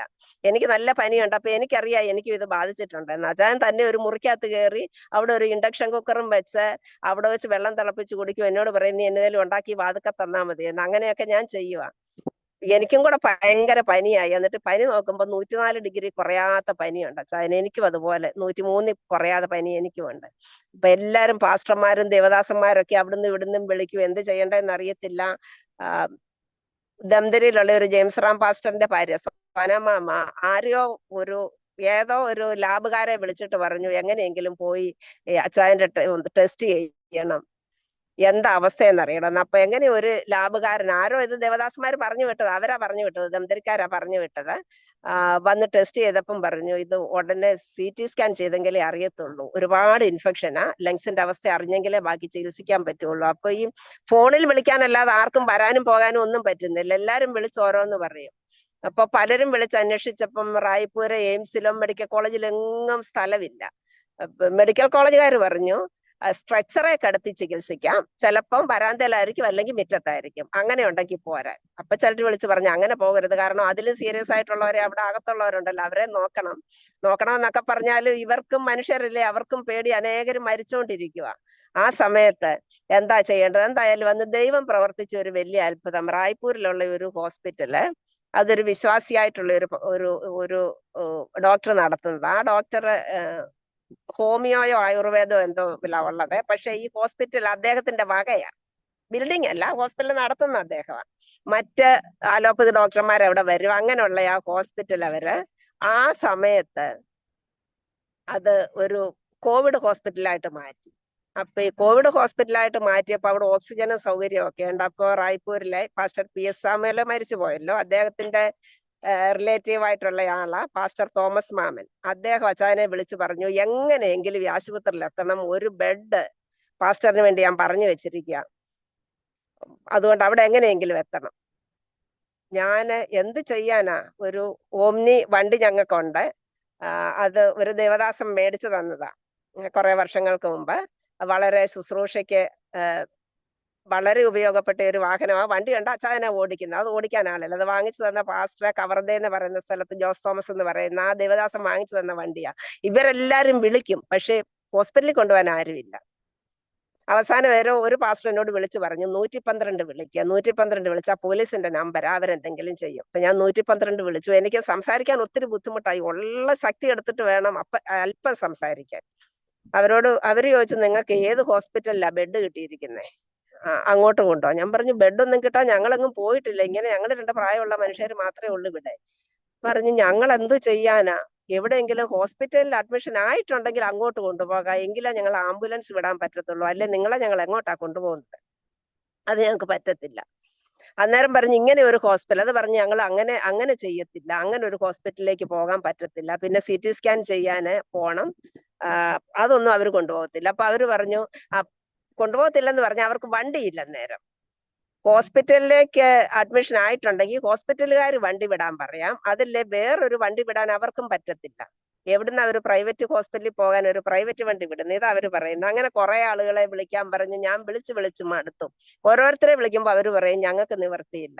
അവസാനം ഒരു നമ്പർ തന്നിട്ട് പറഞ്ഞത് ജില്ലാ പഞ്ചായത്തിന്റെ നമ്പരാ, ജില്ലാ പഞ്ചായത്തിന്റെ ഓഫീസിൽ വിളിച്ചു നോക്കാൻ, അവരെന്തെങ്കിലും ചെയ്യും. ഞാൻ പറഞ്ഞു സാറേ ഞാൻ മടുത്തു, എനിക്ക് സംസാരിക്കാൻ തന്നെ പറ്റുന്നില്ല, എന്തെങ്കിലും പ്രയോജനം ഉണ്ടാകുമെങ്കിൽ അല്ലേ ഞാൻ വിളിക്കുന്നുള്ളൂ. പറഞ്ഞു എന്തായാലും വിളിച്ചു നോക്ക്. ഇപ്പൊ ജില്ലാ പഞ്ചായത്ത് വിളിച്ചപ്പോ അവരും വേറൊരു നമ്പർ തന്നിട്ട് അപ്പോൾ ഞാനങ്ങ് ശരിക്കും മടുത്ത്, ഞാൻ കരയാൻ തുടങ്ങി. സംസാരിക്കാൻ വയ്യാത്ത ഇങ്ങനെ കരഞ്ഞോണ്ട് ഞാൻ പറഞ്ഞു എനിക്ക് പറ്റുന്നില്ല വിളിക്കാൻ. പറഞ്ഞു മാഡം ഒരു പ്രാവശ്യം വിളിച്ചു നോക്ക്. അപ്പൊ അവര് പറഞ്ഞത് കേട്ടുകൊണ്ട് ഞാൻ വിളിച്ചുടനെ അവർ ഫോൺ എടുത്തു. അവർ പറഞ്ഞു ഞങ്ങൾ സുമിത്ത് ഫൗണ്ടേഷൻ എന്ന് പറയുന്ന സംഘടനയായത്. ഞാൻ പറഞ്ഞു ഞങ്ങൾ ഇങ്ങനെ രണ്ടുപേര് ഇത്രയും പ്രായമുള്ളവരാ, ഞങ്ങൾക്ക് രണ്ടുപേർക്കും കോവിഡാ, ഹോസ്പിറ്റലിൽ പോകണം, ഇന്ന ഹോസ്പിറ്റലിൽ പോകണം, അതിന് മുമ്പേ സ്കാൻ ചെയ്യാൻ പോകണം. ഞങ്ങൾ വരാമല്ലോ പെട്ടെന്ന് പറഞ്ഞു. അപ്പൊ എനിക്കൊരു സംശയം, ഒരു വാസ്തവത്തിൽ വരാനാണോ ഇങ്ങനെ പറയുന്നത്? വരാമല്ലോ എന്ന് പറഞ്ഞു. അവര് പറഞ്ഞത് ഞങ്ങളൊരു 4 മണിയൊക്കെ ആകുമ്പോൾ വരുമെന്ന്. അപ്പൊ ഉച്ചയ്ക്ക് ഞാൻ ഒരു തരത്തിൽ ശകലം ചോറും വെച്ചു, ശകലം ദാലും ഉണ്ടാക്കി അച്ചായന് കൊടുത്തു, ഞാനും ശകലം കഴിച്ചു. എന്നിട്ട് ബാക്കി ഇങ്ങനെ ഇരിക്കുക. കുറെ മരുന്നുകളൊക്കെ കഴിച്ചായിരുന്നു, കുറെ ക്ലോറോക്വീനും കുറെ മരുന്നുകളൊക്കെ. പിന്നെ അച്ചായൻ തന്നെ അസുഖമാണെന്ന് അറിഞ്ഞുകൊണ്ടും പിന്നെ വണ്ടി ഓടിച്ചു പോയി ഒരു പ്രൈവറ്റ് ഹോസ്പിറ്റലിൽ നിന്ന് കുറെ മരുന്നുകൾ മേടിച്ചായിരുന്നു. എനിക്കും മേടിച്ചു തന്നു. ഞങ്ങൾ രണ്ടുപേരും ഈ മരുന്നൊക്കെ കഴിച്ചിട്ടൊന്നും ഒരു വ്യത്യാസവും ഇല്ല. പനിക്ക് ഒരു മാറ്റവും വരുന്നില്ല. എനിക്ക് ശ്വാസം മുട്ടൽ ഉണ്ടായില്ല, അത് ദൈവത്തിന്റെ കൃപ. അച്ചായന് പേടി എനിക്ക് ശ്വാസം മുട്ടൽ വരുമോന്നായിരുന്നു, കാരണം എനിക്ക് ഓൾറെഡി ആസ്മ ഉണ്ടല്ലോ. അച്ചായന് ഒരു പ്രോബ്ലവും ഇല്ലാത്ത ആളാ, പക്ഷെ അച്ചായന് ഭയങ്കര ശ്വാസം എടുക്കാൻ പ്രയാസമാണ്. അപ്പൊ ഈ വണ്ടിക്കാരെ ഇവരെ വിളിച്ചപ്പോ, ഈ സുമിത്ത് ഫൗണ്ടേഷനെ വിളിച്ചപ്പം അവര് പറഞ്ഞു ഞങ്ങള് 4 മണിയാകുമ്പോഴേക്ക് വരാം. പറഞ്ഞെങ്കിലും ഞങ്ങളിങ്ങനെ ചോറും താലും ഒക്കെ കഴിച്ചിട്ട് പതുക്കെ സാധനങ്ങളൊക്കെ പിറക്കി അടുക്കി വെക്കുവാ ഹോസ്പിറ്റലിൽ പോകാൻ. അന്നേരം കൊണ്ട് ഒരു ഫ്രണ്ടിൽ ഒരു വണ്ടി വന്ന് ഫോൺ അടിക്കുന്നു. എന്നിട്ട് അവര് തന്നെ ഫോൺ ചെയ്ത് പറഞ്ഞു ഞങ്ങൾ സുമിത് ഫൗണ്ടേഷൻകാരാ. അപ്പൊ 3 മണിയായിട്ടേ ഉള്ളൂ. 4 മണിക്കോ 5 മണിക്കോ വരാമെന്ന് പറഞ്ഞവരാ. ഞാൻ ഇറങ്ങി ചെന്നിട്ട് പറഞ്ഞു ഞങ്ങൾ റെഡി ആയില്ലല്ലോ. അത് കുഴപ്പമില്ല ആന്റി, ഞങ്ങൾ ഇവിടെ നിന്നോളാം, റെഡി ആയിട്ട് വാ, അതിനെന്തോ പേടിക്കാനാ. ഇങ്ങനെ അവര് രണ്ട് പിള്ളേരാ, 2 ചെറുപ്പക്കാർ, 25 വയസ്സിൽ താഴെ പ്രായം കാണത്തുള്ളൂ. ഒരാൾക്ക് ഇച്ചിരിയുടെ പ്രായം കാണും, ഒരു 30 വയസ്സിൽ താഴെയുള്ള എന്തായാലും. ഒരാൾ 10, 20, 22 വയസ്സുള്ള ഒരു പയ്യൻ. അപ്പൊ ഇവർ രണ്ടുപേരും ഒരു സാധാരണ ഒരു ഡിസയർ കാറ്, അതിനകത്ത് ഒന്നും പ്രത്യേകിച്ച് ഒന്നുമില്ല. ഈ ആശുപത്രിയിൽ പോകുന്നവരെയൊക്കെ വലിയ ഡ്രൈവർ ഇരിക്കുന്നിടമായിട്ട് ഇങ്ങനെ സെപ്പറേറ്റ് ചെയ്ത് അങ്ങനെയൊക്കെ. ഇതിനകത്ത് ഒരു കർട്ടൻ വെറുതെ ഇട്ടിട്ടുണ്ട്. എന്തായാലും അവര് ഞങ്ങളെ ഈ വണ്ടിയെ കേട്ടിട്ട് അതിനു മുമ്പേ അവര് ചോദിച്ചായിരുന്നു എവിടാ വരേണ്ടതെന്നൊക്കെ. അപ്പൊ പറഞ്ഞിട്ടൊന്നും അവർക്ക് ഈ സ്ഥലമൊന്നും അറിയത്തില്ല. അവസാനം അവര് പറഞ്ഞാൽ ഞങ്ങൾ ചോദിച്ചു വന്നോളാം. അങ്ങനെ അവര് ചോദിച്ചാണ് അവിടെ വന്നത്. അവിടെ ആ സ്ഥലമൊന്നും അറിയുന്നവരല്ലെന്ന് എനിക്ക് മനസ്സിലായി. ഈ വണ്ടിയെ കയറിയിട്ട് അവര് ചിലപ്പോ ഈ കർട്ടൻ ഇങ്ങനെ മാറ്റിയിട്ട് തിരിഞ്ഞ് ഞങ്ങളോട് വർത്താനം പറയും. എവിടാ പോകേണ്ടത്, എങ്ങനെയാ പോകേണ്ടതെന്നൊക്കെ. അപ്പൊ ഈ CT സ്കാൻ ചെയ്യാനായിട്ട് അവിടെ പോകണമെന്ന് പറഞ്ഞു. അവിടെ ചെന്ന് സ്കാൻ എടുത്തപ്പോ അച്ചായനെ മോർ ദാൻ 72% എന്നാ അവര് പറഞ്ഞത്. അത്രയും ലങ്സ് നിറഞ്ഞു. എത്രയും പെട്ടെന്ന് വല്ലതും ചെയ്യണം. അപ്പം എനിക്ക് പിന്നെ ചെയ്തില്ല, സ്കാനിങ് ഒന്നും ചെയ്യണ്ട, കാരണം എനിക്ക് സംസാരിക്കുകയോ നടക്കുകയോ എടുക്കുകയോ ഒക്കെ ചെയ്യാൻ പറ്റും. അച്ചായനും നടക്കുന്നുണ്ട്, വേറെ നിവർത്തിയില്ലല്ലോ, അതുകൊണ്ട്. എന്നിട്ട് ഈ വണ്ടിക്കാര് പറഞ്ഞു നിങ്ങളെ ഏത് ഹോസ്പിറ്റലിലാ? അവര് വഴിയൊക്കെ ചോദിച്ചു. അവര് തന്നെ എങ്ങനെയോ, ഇപ്പൊ ഈ ലൊക്കേഷൻ പറയാനൊന്നും എനിക്കറിയത്തില്ല, മൊബൈലിനകത്ത് ലൊക്കേഷൻ ഇട്ട് കൊടുക്കാനും എനിക്കറിയത്തില്ലായിരുന്നു. എവിടെ പോകണ്ടെന്ന് പറയാനും വഴി അറിയത്തില്ല. അവരെങ്ങനെയാന്ന് എനിക്കറിയത്തില്ല. അങ്ങനെയാണെങ്കിൽ ഹോസ്പിറ്റലിൽ എത്തിച്ചു. അപ്പൊ ആ ഡോക്ടർക്ക്, ഈ ഞാൻ പറഞ്ഞല്ലോ പാസ്റ്റർ തോമസ് മാമൻ, അദ്ദേഹത്തിന്റെ ചർച്ചിൽ ചെല്ലുന്ന ആളാണ് ഈ ഹോസ്പിറ്റൽ നടത്തുന്ന ഡോക്ടർ, ഒരു ഒറീസക്കാരന്. അപ്പൊ അദ്ദേഹം അച്ഛനെ കണ്ടപ്പോഴേ പറഞ്ഞു അയ്യോ പയ്യ അങ്ങനെ നടക്കരുത്, ഈ റിപ്പോർട്ട് കണ്ടിട്ട് ഇത് വളരെ സീരിയസ് ആ, ഉടനെ ഓക്സിജൻ തരണം. പക്ഷെ അച്ഛനോട് പോയി കിടക്കുകയല്ല, എന്നെ എന്തോ ചെയ്യുമെന്ന് ചിന്തിച്ചിട്ട്. അപ്പൊ ഈ വണ്ടിക്കാര് പറഞ്ഞു ഞങ്ങൾ ഇവിടെ വെയിറ്റ് ചെയ്യാം. അപ്പൊ ഏകദേശം 1 മണിക്കൂർ എടുത്തു അച്ചായന്റെ ടെസ്റ്റും എല്ലാം അവിടെ നോക്കി അഡ്മിഷനും ഒക്കെ ആക്കാനായിട്ട്. അത്രയും നേരം അവർ വെയിറ്റ് ചെയ്തു. എന്നിട്ട് ആ ഡോക്ടർ നിർബന്ധിക്കുക വേഗം ബെഡിൽ പോയി കിടക്ക, ഞാൻ ഓക്സിജൻ തരാൻ പോവാ. പക്ഷെ അച്ചായൻ അന്നേരം പോകുന്നില്ല. പിന്നെ ഇറങ്ങി വന്നപ്പം ഡോക്ടർ വഴക്ക് പറഞ്ഞു ഭയ്യ ഇങ്ങനെ നടക്കല്ലേ. അന്നേരം പറഞ്ഞു ഇവളെ എന്തെങ്കിലും ചെയ്തിട്ട് ഞാൻ വരാം. അന്നേരം പറഞ്ഞു എന്നെ കൂടെ അഡ്മിറ്റ് ചെയ്യാനായിട്ട് അവിടെ ബെഡില്ല. അതൊരു കാര്യം. രണ്ടാമത്തെ കാര്യം 50,000 രൂപ അവിടെ കെട്ടിവെക്കണം. പിന്നെ ഒരു ദിവസം 10-25,000 രൂപ വെച്ചെങ്കിലും ചെലവാകും. അത്രയൊക്കെ. അപ്പൊ ഒരാളെ കൂടെ അഡ്മിറ്റ് ചെയ്താൽ നിങ്ങൾക്ക് അത് അഫോർഡ് ചെയ്യാൻ പറ്റുമോ? ഇതൊക്കെ ചോദിക്കുന്നുണ്ട്. അന്നേരം ഒരാളുടെ കാര്യം തന്നെ ഞങ്ങൾക്ക് അറിയത്തില്ല എങ്ങനെയാണെന്ന്. എങ്ങനെയാണെങ്കിലും ആ വണ്ടിക്കാർ അവിടെ കാത്തു നിന്നിട്ട് അച്ഛൻ ഇറങ്ങി വന്ന് അവരോട് പറഞ്ഞു അവര് പറയുന്ന എന്നെ തിരിച്ച് വീട്ടിൽ കൊണ്ടുവിടാമെന്ന്. അച്ഛൻ പറഞ്ഞു വീട്ടിൽ എന്തായാലും കൊണ്ട് വിടണ്ട, മറ്റെന്തെങ്കിലും ചെയ്യാം. അപ്പൊ അച്ചായൻ ഒരു പാസ്റ്ററെ വിളിച്ച് ചോദിച്ചു, ഒരു മലയാളി പാസ്റ്ററെ, അദ്ദേഹം ന്യൂറായ്പൂരിൽ താമസിക്കുന്ന. അപ്പൊ അദ്ദേഹത്തിനും കുടുംബത്തിനും എല്ലാം കോവിഡ് വന്നിട്ടിരിക്കുക. എന്നെ സുമയുടെ കാര്യം എന്ത് ചെയ്യുമെന്ന് വെച്ചാൽ പറഞ്ഞാൽ കുഴപ്പമില്ല പാസ്റ്ററെ, ഞങ്ങൾ കൊണ്ടുപോരാ, ഞങ്ങളുടെ വീട്ടിൽ കൊണ്ടുവരാന്ന് പറഞ്ഞു. അങ്ങനെ അച്ചായൻ അവിടെ അഡ്മിറ്റ് ആയി. ഈ വണ്ടിക്കാരോട് അച്ചായൻ കുറച്ച് പൈസ ഞങ്ങൾ തരട്ടെ പറഞ്ഞു. ഞങ്ങൾക്ക് ഇപ്പം പൈസയൊന്നും വേണ്ട, ഇത് ഞങ്ങളുടെ ജോലി, അത് ഞങ്ങളുടെ ഒരു സംഘടനയായത്. അന്നേരം പറഞ്ഞു ഞങ്ങൾ സംഭാവനയായിട്ട് എന്തെങ്കിലും തരാം. അപ്പൊ അവര് പറഞ്ഞു അത് നിങ്ങൾ ആദ്യമേ സുഖം പ്രാപിക്കേ, സുഖമായിട്ട് പിന്നെ നമുക്ക് പാർട്ടിയൊക്കെ മനായിക്കാം, ഇങ്ങനെ അവര് പറഞ്ഞത്. പിന്നെ പാർട്ടിയൊക്കെ മനായിക്കാം, അതുകൊണ്ട് നിങ്ങൾ ആദ്യം സുഖമാകെന്ന് പറഞ്ഞിട്ട് അവര് വിട്ടുപോയി കഴിഞ്ഞ് എന്നെ ഈ പാസ്റ്റർ അദ്ദേഹത്തിന്റെ വീട്ടിലോട്ട് അദ്ദേഹവും ഭാര്യയും കൂടെ വന്നിട്ട് അവരുടെ കാറിൽ കൊണ്ടുപോകുക. പോയ വഴിക്ക് എന്നോട് ചോദിച്ചു, സിസ്റ്ററെ പൈസയൊക്കെ ഉണ്ടല്ലോ അല്ലേ? ഇപ്പൊ ഞങ്ങളുടെ ഉണ്ടായിരുന്ന പൈസ എന്ന് പറഞ്ഞാൽ ഈ ലോക്ക്ഡൌൺ ആണല്ലോ, ദിവസങ്ങളായി, ഒരു മാസത്തോളം ഒക്കെ അത് കൂടുതലായി കാണുമെന്ന് തോന്നുന്നു ലോക്ക്ഡൌൺ ആയിട്ട്. പൈസ കയ്യിലില്ല. അന്ന് അച്ചായൻ ഇത്രയും കൂടുതലായിട്ട് വിശ്വാസികളെല്ലാം വിളിച്ചിട്ട് എല്ലാരും കൂടെ പൈസ സംഘടിപ്പിച്ചു. പക്ഷെ ഇത് കൊണ്ടുവരാൻ ആർക്കും നിവർത്തിയില്ല, ഒരിടത്തുനിന്ന് മറ്റൊരിടത്തോട്ട് പോകരുത്. എന്നാൽ ഒരു വിശ്വാസി എങ്ങനെയോ ധൈര്യപ്പെട്ട് 2000 രൂപ ഞങ്ങളുടെ വീട്ടിൽ എത്തിച്ചു. ആ 2000 രൂപ ഞങ്ങളുടെ ഒരു 100-200 രൂപ കാണും, അത്രയും പൈസ ആകെ കയ്യിലുള്ളത്. ഈ പൈസയും കൊണ്ടാ ഹോസ്പിറ്റലിൽ ചെന്നത്. ഈ പാസ്റ്റർ എന്നോട് ചോദിച്ചു, പൈസയൊക്കെ ഉണ്ടല്ലോ അല്ലേന്ന് ചോദിച്ചപ്പോ ഞാൻ പറഞ്ഞു, പാസ്റ്ററെ ഞങ്ങൾക്കുള്ള പൈസ എല്ലാം അവിടെ ഡെപ്പോസിറ്റാ. ഞാൻ ഇങ്ങനെ കൈ കാണിച്ചു മുകളിലേക്ക്. പാസ്റ്റർ എന്നെ സൂക്ഷിച്ചു നോക്കിയിട്ട് മിണ്ടാതിരുന്നു. കാരണം അദ്ദേഹം വളരെ ഞെരുക്കത്തിൽ കഴിയുക ആ സമയത്ത്. എങ്ങനെ മുമ്പോട്ട് പോകുമെന്ന് അറിയത്തില്ലാത്ത സമയത്ത് എന്നെയും കൂടെ കൊണ്ടുപോകുന്നത്. അപ്പൊ അവിടെ ചെന്നു. പിറ്റേ ദിവസം അന്ന് അച്ചായൻ അഡ്മിറ്റ് ആയ ഹോസ്പിറ്റലിലെ ഡോക്ടർ എന്നെ വിളിച്ചിട്ട് പറഞ്ഞു, എവിടെയെങ്കിലും അദ്ദേഹം ഭയ്യ എന്നാ വിളിക്കുന്നത് എന്റെ ഹസ്ബൻഡിനെ, ഭയ്യായെ എയിംസിൽ എങ്ങാനും കൊണ്ടുപോകാൻ പറ്റുമോ നോക്കും, ഒത്തിരി സീരിയസ് ആ, ഞങ്ങൾക്കൊന്നും ചെയ്യാൻ പറ്റുന്നില്ല. ഞാനാകെ എനിക്ക് ഒന്നാമത് ഈ രോഗം, അതിന്റെ കൂടെ എന്റെ ബ്രെയിനും വർക്ക് ചെയ്യുന്നില്ല, മനസ്സും വർക്ക് ചെയ്യുന്നില്ല, ഒന്നുമില്ല, എന്താ ചെയ്യേണ്ടത്? അപ്പൊ അവിടുത്തെ ആ പാസ്റ്ററുടെ പേര് ബാബു കിട്ടിയെന്ന. അദ്ദേഹം പറഞ്ഞു, സിസ്റ്ററെ പേടിക്കൊന്നും വേണ്ട, എന്തായാലും കർത്താവ് അറിയാതെ ഒന്നും വരത്തില്ലല്ലോ. അന്ന് അങ്ങനെ കഴിഞ്ഞു. പിറ്റേ ദിവസം അപ്പൊ പലരുടെയും ഫോൺ എനിക്ക് വരും, ഞങ്ങൾ പൈസ അയക്കാൻ പോവാ. ഈ പൈസ അയക്കുന്ന പറയുമ്പം പൈസ വന്നാ ബാങ്ക് വന്നാൽ എന്ത് ചെയ്യാനാ? പോയി എടുക്കാൻ ആളില്ല, ഞങ്ങളുടെ ATM കാർഡ് ഇല്ല, ഉണ്ടെങ്കിലും പോയി എടുക്കാനായിട്ട് ആളില്ല. അപ്പൊ ഞാൻ പറഞ്ഞു, പൈസ കിട്ടിയാലും ഞങ്ങൾക്ക് കാര്യമില്ല, ഞങ്ങളുടെ കൈ പൈസ കിട്ടണം. കൈ പൈസ കിട്ടാതെ ബാങ്കിൽ പൈസ വന്നിട്ട് ഒരു കാര്യമില്ല. അപ്പൊ അച്ചാച്ചൻ ഈ ഹോസ്പിറ്റലിൽ അഡ്മിറ്റ് ആയി. ഹോസ്പിറ്റലുകാര് അവരുടെ ഈ മെഡിക്കൽ സ്റ്റോറിൽ നിന്ന് അവർ മരുന്ന് കൊടുക്കുകയല്ല പൈസ ഇല്ലാതെ, കാരണം അവിടെ ഡെപ്പോസിറ്റ് ഒന്നും ചെയ്തില്ല.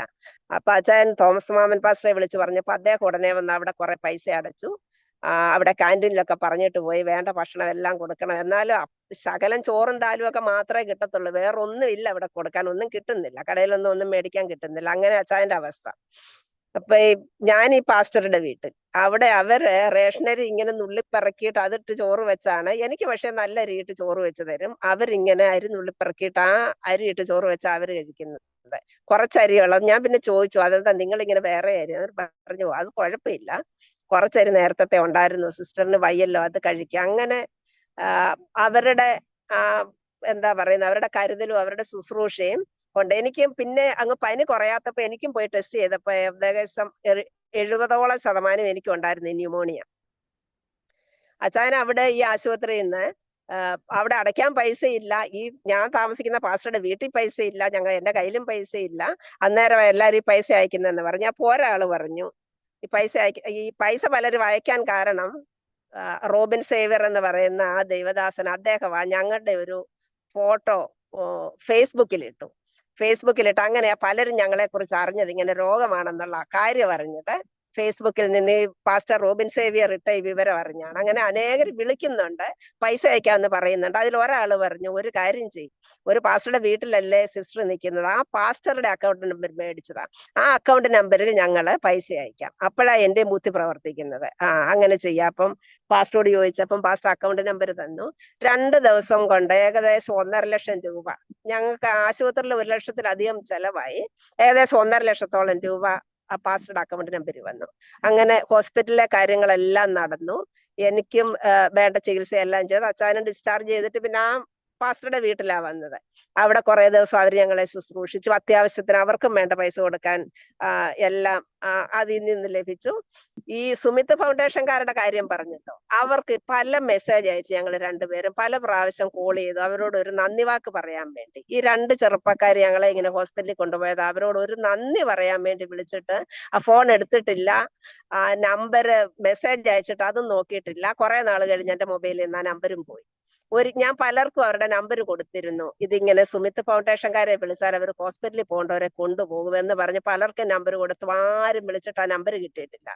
അത് ആരുടെയാണെന്ന് ഇന്നും അറിയത്തില്ല. ഞാൻ വിശ്വസിക്കുന്നത് അത് ദൈവം തന്റെ ദൂതന്മാരെ അയച്ചതാണെന്ന 2 ചെറുപ്പക്കാരുടെ രൂപത്തിൽ. അങ്ങനെ രണ്ടുപേരും വീണ്ടും ജീവിതത്തിലേക്ക് വന്നു. കർത്താവ് ആയുസ് നീട്ടി തന്നിരുന്നത് കൊണ്ട്, അല്ലെ കർത്താവ് തന്ന ശുശ്രൂഷ തീരാത്തത് കൊണ്ട് ആയിരിക്കും. അതിൽ നിന്നൊക്കെ പൂർണ്ണ സുഖമായി ഗ്രാമങ്ങളിലെ ശുശ്രൂഷ നടക്കുന്നു. അതിനിടയ്ക്ക് കഴിഞ്ഞ ജൂൺ മാസത്തിൽ ഞങ്ങള് ഛത്തീസ്ഗഡിലുള്ള ഒരു ആദിവാസി പ്രദേശത്ത് പോയി. അബൂജ്മാഡ് എന്ന് പറയുന്ന സ്ഥലം, അത് നക്സലൈറ്റ് ഏരിയയായ. അവിടെ നല്ല പ്രവർത്തനം നടക്കുന്നുണ്ട്. ഈ ദംദരി ഞാൻ പറഞ്ഞല്ലോ, ജെയിംസ് റാം പാസ്റ്റർ എന്നൊക്കെ പറയുന്ന അവരുടെ വർക്കുണ്ട് അവിടെ. അപ്പൊ അവരുടെ കൂടെ ഒരു ദിവസം അവിടെ വർക്കിന് പോകുന്ന ഒരു കോമൾ പാസ്റ്ററും ഭാര്യയുണ്ട്. അവരോടൊപ്പം ഞങ്ങളും അവിടെ പോയായിരുന്നു. അവിടെ പോയി ഞങ്ങൾ ഒരു ദിവസം അവിടെ താമസിച്ചു. ആദിവാസികൾ അത് നക്സലൈറ്റുകളായിരുന്നു. നക്സൽ ഭാര്യയുടെ കമാൻഡർ ആയിരുന്ന ഒരാൾ, അവരുടെ ഇടയ്ക്ക് കമാൻഡറായിട്ട് വർക്ക് ചെയ്തിരുന്ന ഒരു സന്തു പൊട്ടായിയാണ് അവരുടെ ലീഡർ. ഇപ്പം പാസ്റ്റർമാരുടെ ലീഡർ. അവിടുന്ന് കുറെ പേര് വിശ്വാസത്തിൽ വന്ന ഒരു പാസ്റ്റർമാരായിട്ട് പ്രവർത്തിക്കുന്നുണ്ട്. കുറേയേറെ വിശ്വാസികളുണ്ട്. ഞങ്ങൾ പോയ സ്ഥലത്ത് തന്നെ ഒരു 10,000-ത്തിലധികം പേര് കൂടിയായിരുന്നു. ഈ വനത്തിനുള്ളില്ല. അവിടെ കയറി പോയാൽ എങ്ങനെയാന്ന് ചോദിച്ചാൽ ഇങ്ങനെ കുന്നിന്റെ മുകളിലോട്ട് അവര് മോട്ടോർ സൈക്കിൾ ഓടിക്കും. അതിന്റെ പുറകിലിരുന്നാ പോയത്. റോഡില്ല, ഇങ്ങനെ ഇടവഴി, ഈ നടപ്പുപാത എന്ന് പറയാം. അവരിങ്ങനെ നടന്നുണ്ടായിട്ടുള്ള ആ വഴി കൂടെ അവർ മോട്ടോർ സൈക്കിൾ ഓടിക്കുമ്പോ അതിന്റെ പുറകിലിരുന്ന് പോയപ്പോ എനിക്ക് തോന്നിയത്, ഈ പണ്ട് കൊച്ചിലെയൊക്കെ കണ്ടിട്ടുണ്ട് മരണക്കിണർ, ആ മരണക്കിണറിനകത്തോട് ഓടിക്കുന്ന ഈ ബൈക്കിന്റെ പുറകിലിരുന്ന് എങ്ങനെയായിരിക്കും, അതുപോലത്തെ അനുഭവമാണ്. എന്തായാലും അവിടെ പോയി ഞങ്ങൾ ഒരു ദിവസം അവിടെ താമസിച്ചു. അവരുടെ കൂടെ നല്ലൊരു കൂട്ടായ്മയായിരുന്നു. അവരുടെ ഭക്ഷണവും അവരുടെ ജീവിതവും അവരുടെ രീതിയും ഒക്കെ കാണാനിടയായി. ഒരു ഭാഗം കുറച്ച് സ്ഥലത്തെ ഞങ്ങൾ പോയുള്ളൂ. ഉള്ളിലോട്ട് ഏകദേശം ഒരു 8 കിലോമീറ്റർ ദൂരം പോയുള്ളൂ. അതിനങ്ങോട്ട് പിന്നെ ഒരുപാട് ദൂരം ഉണ്ടെന്നാ പറഞ്ഞത്. ഒരുപാട് വിശ്വാസികളും ഉണ്ടായത്. പക്ഷെ അതിനിടയ്ക്ക് നക്സലൈറ്റ്സും ഉണ്ട്. അവരിൽ നിന്നൊക്കെ അനുവാദം കിട്ടിയാലേ അവിടെ പോകാൻ പറ്റത്തുള്ളൂ. അവിടെ പോകണമെങ്കിൽ നക്സലൈറ്റ്സിൽ നിന്ന് അനുവാദം മേടിക്കണം. ഈ പാസ്റ്ററേയും കുടുംബത്തെ അറിയാവുന്നത് കൊണ്ട് അവര് വഴിയാണ് ഇങ്ങനെ അനുവാദം കിട്ടിയത്. എന്തായാലും അവിടെ പോയിട്ട് തിരിച്ചു വന്നപ്പോ എനിക്ക് ഭയങ്കര പനി തുടങ്ങി. പനി, അതും 104 ഡിഗ്രി കുറയാത്ത പനി. ഒരു ഹോസ്പിറ്റലിൽ ചെന്നപ്പം ടെസ്റ്റ് ചെയ്തപ്പോ എല്ലാം നെഗറ്റീവ്. പിന്നെ മറ്റൊരു ഹോസ്പിറ്റലിൽ അടുത്ത ദിവസം കൊണ്ടുപോയി. അപ്പോഴാണ് മനസ്സിലായത്, ഒരു ക്രിസ്ത്യൻ ഹോസ്പിറ്റലിൽ അവിടെ ചെന്ന് ടെസ്റ്റ് ചെയ്തു. അപ്പോഴാണ് മനസ്സിലായത് എനിക്ക് മലേറിയ ഉണ്ട്, ഡെങ്കു ഉണ്ട്, രണ്ടും കൂടെ ഒരുമിച്ച്. ഒരാഴ്ചയോളം ആ ഹോസ്പിറ്റലിൽ, അതും ഒരു ക്രിസ്ത്യൻ ഡോക്ടേഴ്സ് എല്ലാരും, അവർ സ്വന്തമായിട്ട് നടത്തുന്ന ഹോസ്പിറ്റലിൽ. അവിടെ ഒരാഴ്ച കടന്നു. കർത്താവ് പൂർണ്ണ സൗഖ്യം തന്നു. അവിടുന്ന് മടങ്ങി വന്നു. ഞാൻ ഇതൊക്കെ പറഞ്ഞ എന്തിനാന്ന് ചോദിച്ചാൽ, കർത്താവ് വിളിച്ചാൽ, കർത്താവിൽ ആശ്രയിച്ച് പ്രവർത്തിക്കണമെന്ന് കർത്താവ് പറഞ്ഞാൽ കർത്താവ് നടത്തും. ഇപ്പൊ ഞങ്ങൾ താമസിക്കുന്ന ഇടത്ത് ആരാധനയുണ്ട്, അവിടെ ചർച്ച ഉണ്ട്. ഏകദേശം ഒരു 25 സ്ഥലങ്ങളിലെങ്കിലും ഹൗസ് ചർച്ചുകൾ ഉണ്ടായിരുന്നു നേരത്തെ. ഞങ്ങളിങ്ങനെ ഗ്രാമങ്ങളിൽ പോകുമായിരുന്നേ. പക്ഷേ ലോക്ക്ഡൌണോട് കൂടെ അതെല്ലാം നിന്നുപോയി. ലോക്ക്ഡൌൺ കഴിഞ്ഞപ്പോൾ വിരോധം വർദ്ധിച്ചു. വീടുകളിൽ പ്രാർത്ഥന നടത്താൻ പറ്റത്തില്ല എന്നായി. ഇപ്പൊ ഞങ്ങൾ താമസിക്കുന്നിടത്തെ ഒരു ചർച്ച്, അവിടുത്തെ കാര്യമാണ് ആദ്യം പറഞ്ഞത്. ഞാൻ വിരോധം ഒരു പ്രാവശ്യം ഉണ്ടായിട്ടുണ്ട്, തീ കത്തിച്ചെറിയുകയൊക്കെ ചെയ്ത്. അതല്ലാതെ ഒരിക്കലും വിരോധമൊന്നും ഞങ്ങളോട് ഉണ്ടായിട്ടില്ല. ആളുകളൊക്കെ വളരെ സ്നേഹത്തോടെ കഴിയുന്നു. BJP-ക്കാരും RSS-കാരും ഒക്കെ ഉണ്ട് ഞങ്ങളുടെ അയൽവക്കത്ത്. എന്നാലും വ്യക്തിപരമായിട്ട് അവരൊക്കെ നല്ല സ്നേഹത്തോടെ കഴിയുന്നു ഞങ്ങളോട്. പിന്നെ ഒരു 10-60 കിലോമീറ്റർ ദൂരെ മറ്റൊരിടത്ത് ചർച്ച് എന്ന് പറഞ്ഞ ആരാധനാലയം, ചർച്ച് ബിൽഡിംഗ് ഉണ്ട്, അവിടെ ആരാധന നടക്കുന്നുണ്ട്. വേറെ ഒരിടത്തും ചർച്ച് ബിൽഡിംഗ് ഇല്ലാത്തതുകൊണ്ട് വേറൊരിടത്തും ഇങ്ങനെ ഹൗസ് ചർച്ചുകളോ ആരാധനയോ ഒന്നും നടക്കുന്നില്ല. അല്ലെങ്കിൽ ഈ 2 ആരാധനകളും ചർച്ചകളും ഇപ്പോഴും നടക്കുന്നു. ഇപ്പൊ ഞാൻ മറ്റൊരു സഹോദരിയും കൂടെ നാട്ടിൽ നിന്ന് ഇപ്പൊ വന്നതാ. ഞങ്ങൾ അവിടുന്ന് പിന്നെ ഞങ്ങളുടെ താമസിക്കുന്നിടത്തുനിന്ന് ഏകദേശം 170 കിലോമീറ്റർ 180 അത്രയും കാണും ദൂരത്തിലുള്ള ഒരു ഗ്രാമത്തില. ഇവിടെ വലിയൊരു കൂട്ടമുണ്ട് വിശ്വാസികൾ. അത്രയും പേർക്ക് ഇരിക്കാൻ ഈ ചർച്ച് സ്ഥലമില്ലാത്തത് കൊണ്ട് ഇന്നലെ ബുധനാഴ്ച ഇവിടെ ഒരു ആരാധന ഉണ്ടായിരുന്നു. ഇവരെല്ലാ മാസത്തിലും ഒരു പ്രാവശ്യം ഹോളി കമ്മ്യൂണിയൻ നടത്തും. അപ്പൊ ഒന്നിച്ച് ആളുകൾക്ക് സ്ഥലമില്ലാത്തത് കൊണ്ട് ബുധനാഴ്ച ഒരു ആരാധന വെച്ച് പകുതി പേർക്ക് അന്ന് ഹോളി കമ്മ്യൂണിയൻ കൊടുക്കും. പിന്നെ ഞായറാഴ്ചയുണ്ട്, അവിടെയാണ് നടക്കുന്നത്. ഇത് ഞങ്ങളിൽ കൂടെ വിശ്വാസത്തിൽ വന്നയാളല്ല ഇവിടുത്തെ ദേവദാസനും കൂടെയുള്ളവരും. പക്ഷെ വിശ്വാസത്തിലേക്ക് വന്ന സമയത്ത് അവിടെ പണിയാൻ വന്നൊരു മേസ്ത്രിയായിരുന്നു. ഞങ്ങൾ താമസിക്കുന്നതിനടുത്തൊരു കോളേജിന്റെ കെട്ടിടം പണിയാനായിട്ട്. അന്ന് ഇങ്ങനെ കർത്താവിനെ അറിയാമെന്നേ ഉള്ളായിരുന്നു. എന്നാൽ വിശ്വാസത്തിൽ അദ്ദേഹത്തെ വളർത്തിക്കൊണ്ടുവരാൻ കർത്താവ് ഞങ്ങൾക്ക് കൃപ തന്നു. ഇത്രയും സമയം കർത്താവ് ചെയ്ത കാര്യങ്ങളെ കുറിച്ച് സാക്ഷിക്കാൻ എനിക്ക് അവസരം തന്നോർത്ത് ഞാൻ കർത്താവിന് ഒരുപാട് നന്ദി കരയറ്റുക. അതുപോലെ ഈ അവസരം തന്ന പാസ്റ്റർ ഡാനിയൽ ജോൺ അവർകൾക്കും അരോമ ടിവിക്കും ഇതിലുള്ള എല്ലാവർക്കും ഞാൻ കർത്താവിന്റെ നാമത്തിൽ സ്നേഹവന്ദനം അറിയിക്കുന്നു. കർത്താവ് എല്ലാവരെയും അനുഗ്രഹിക്കട്ടെ. ഞങ്ങൾക്ക് വേണ്ടി തുടർന്ന് പ്രാർത്ഥിക്കണേ എന്ന് അപേക്ഷിക്കുക. ആമേൻ. സ്തോത്രം. താങ്ക് യു പ്രിയ കർത്താവിൻ്റെ ദാസി സുമ ജോർജ് ആൻറ്റി. വളരെ ആത്മാർത്ഥമായ വാക്കുകൾ കേൾക്കുവാൻ കഴിഞ്ഞതിൽ ഒത്തിരി സന്തോഷമുണ്ട്. സത്യസന്ധമായ ദൈവസ്നേഹം നിറഞ്ഞ ആ അനുഭവങ്ങൾ ഹൃദയത്തിൻ്റെ ആഴത്തിൽ നിന്ന് പറയുവാൻ കഴിഞ്ഞുവെന്ന് ഞാൻ വിശ്വസിക്കുന്നു.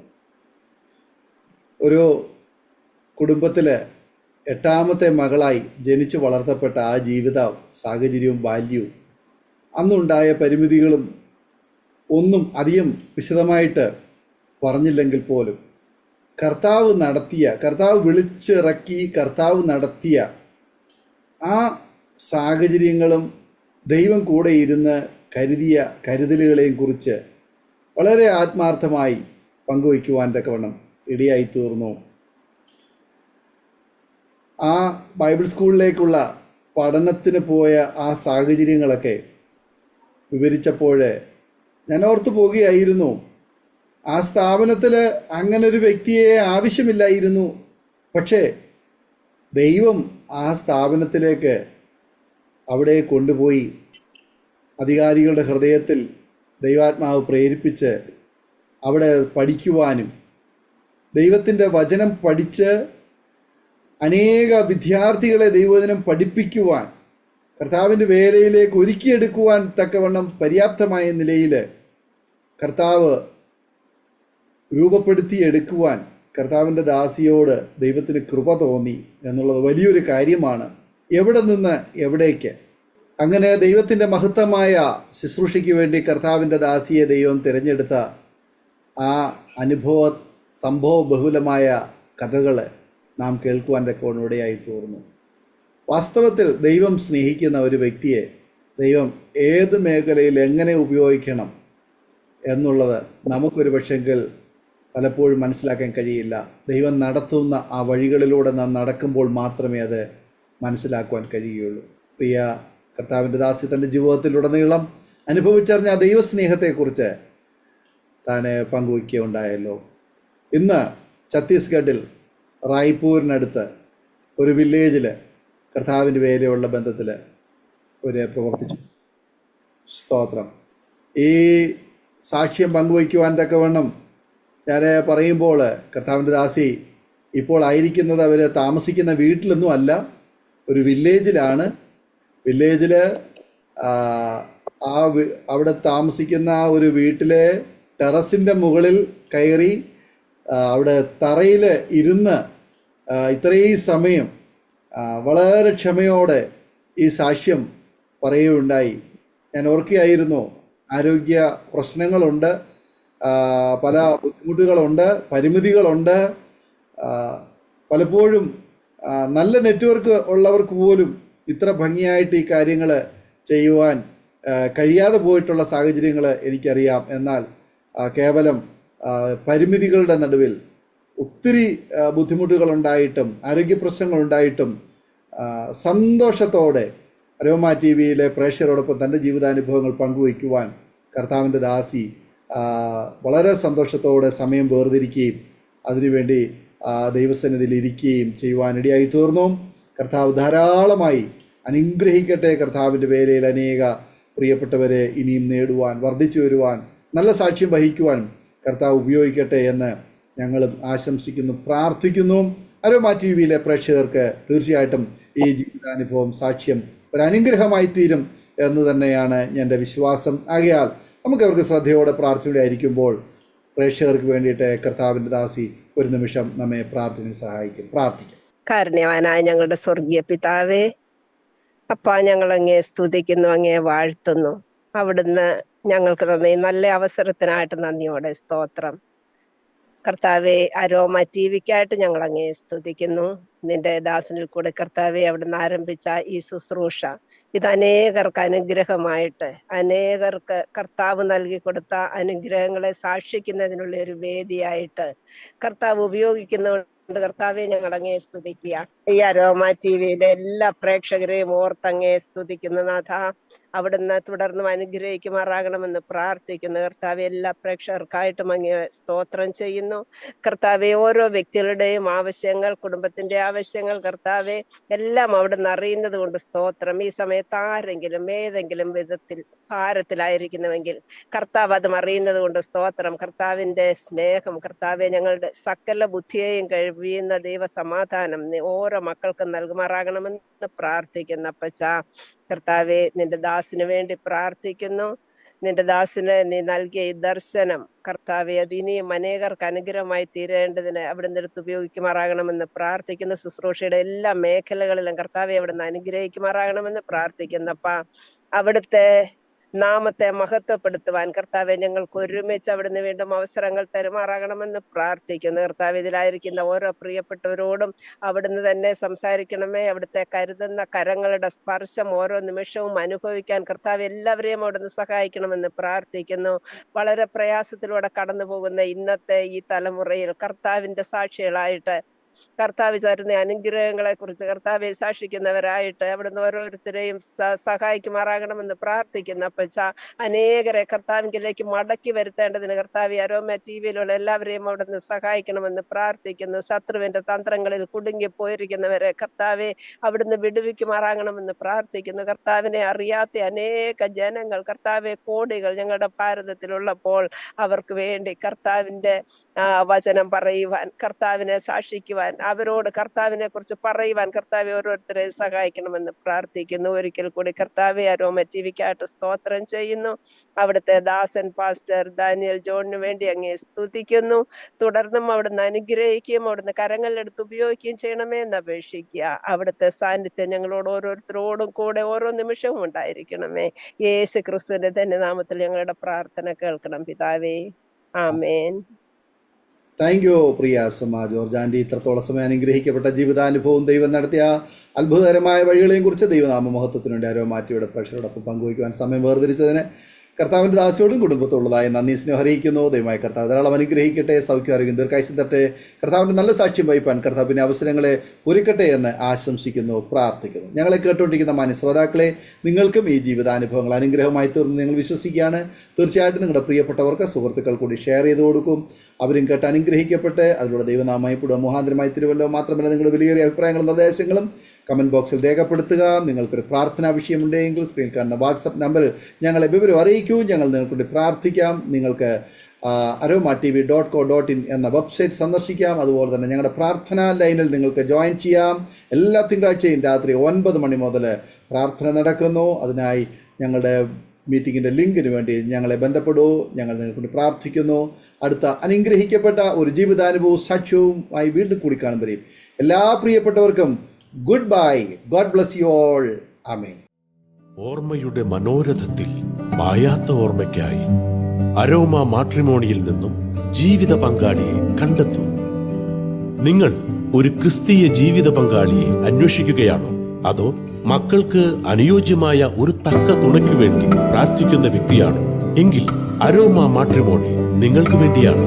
ഇന്നു തന്നെ സൗജന്യമായി രജിസ്റ്റർ ചെയ്യൂ. അരോമ മാട്രിമോണിയുടെ പ്രത്യേകതകൾ: രജിസ്ട്രേഷൻ തികച്ചും സൗജന്യം. ലോകത്തെവിടെയുമുള്ള അനുയോജ്യമായ ക്രിസ്തീയ ജീവിത പങ്കാളിയെ തിരഞ്ഞെടുക്കാം. വിവാഹം നടക്കുന്നതുവരെ സർവീസ് ലഭിക്കുന്നു. ഏറ്റവും ചെറിയ പാക്കേജുകളും തിരഞ്ഞെടുക്കാം. അരോമ മാട്രിമോണി നിങ്ങൾക്കായി ഒരുക്കുന്നു വിവാഹം പരമാനന്ദം. Email aroma matrimony2020@gmail.com.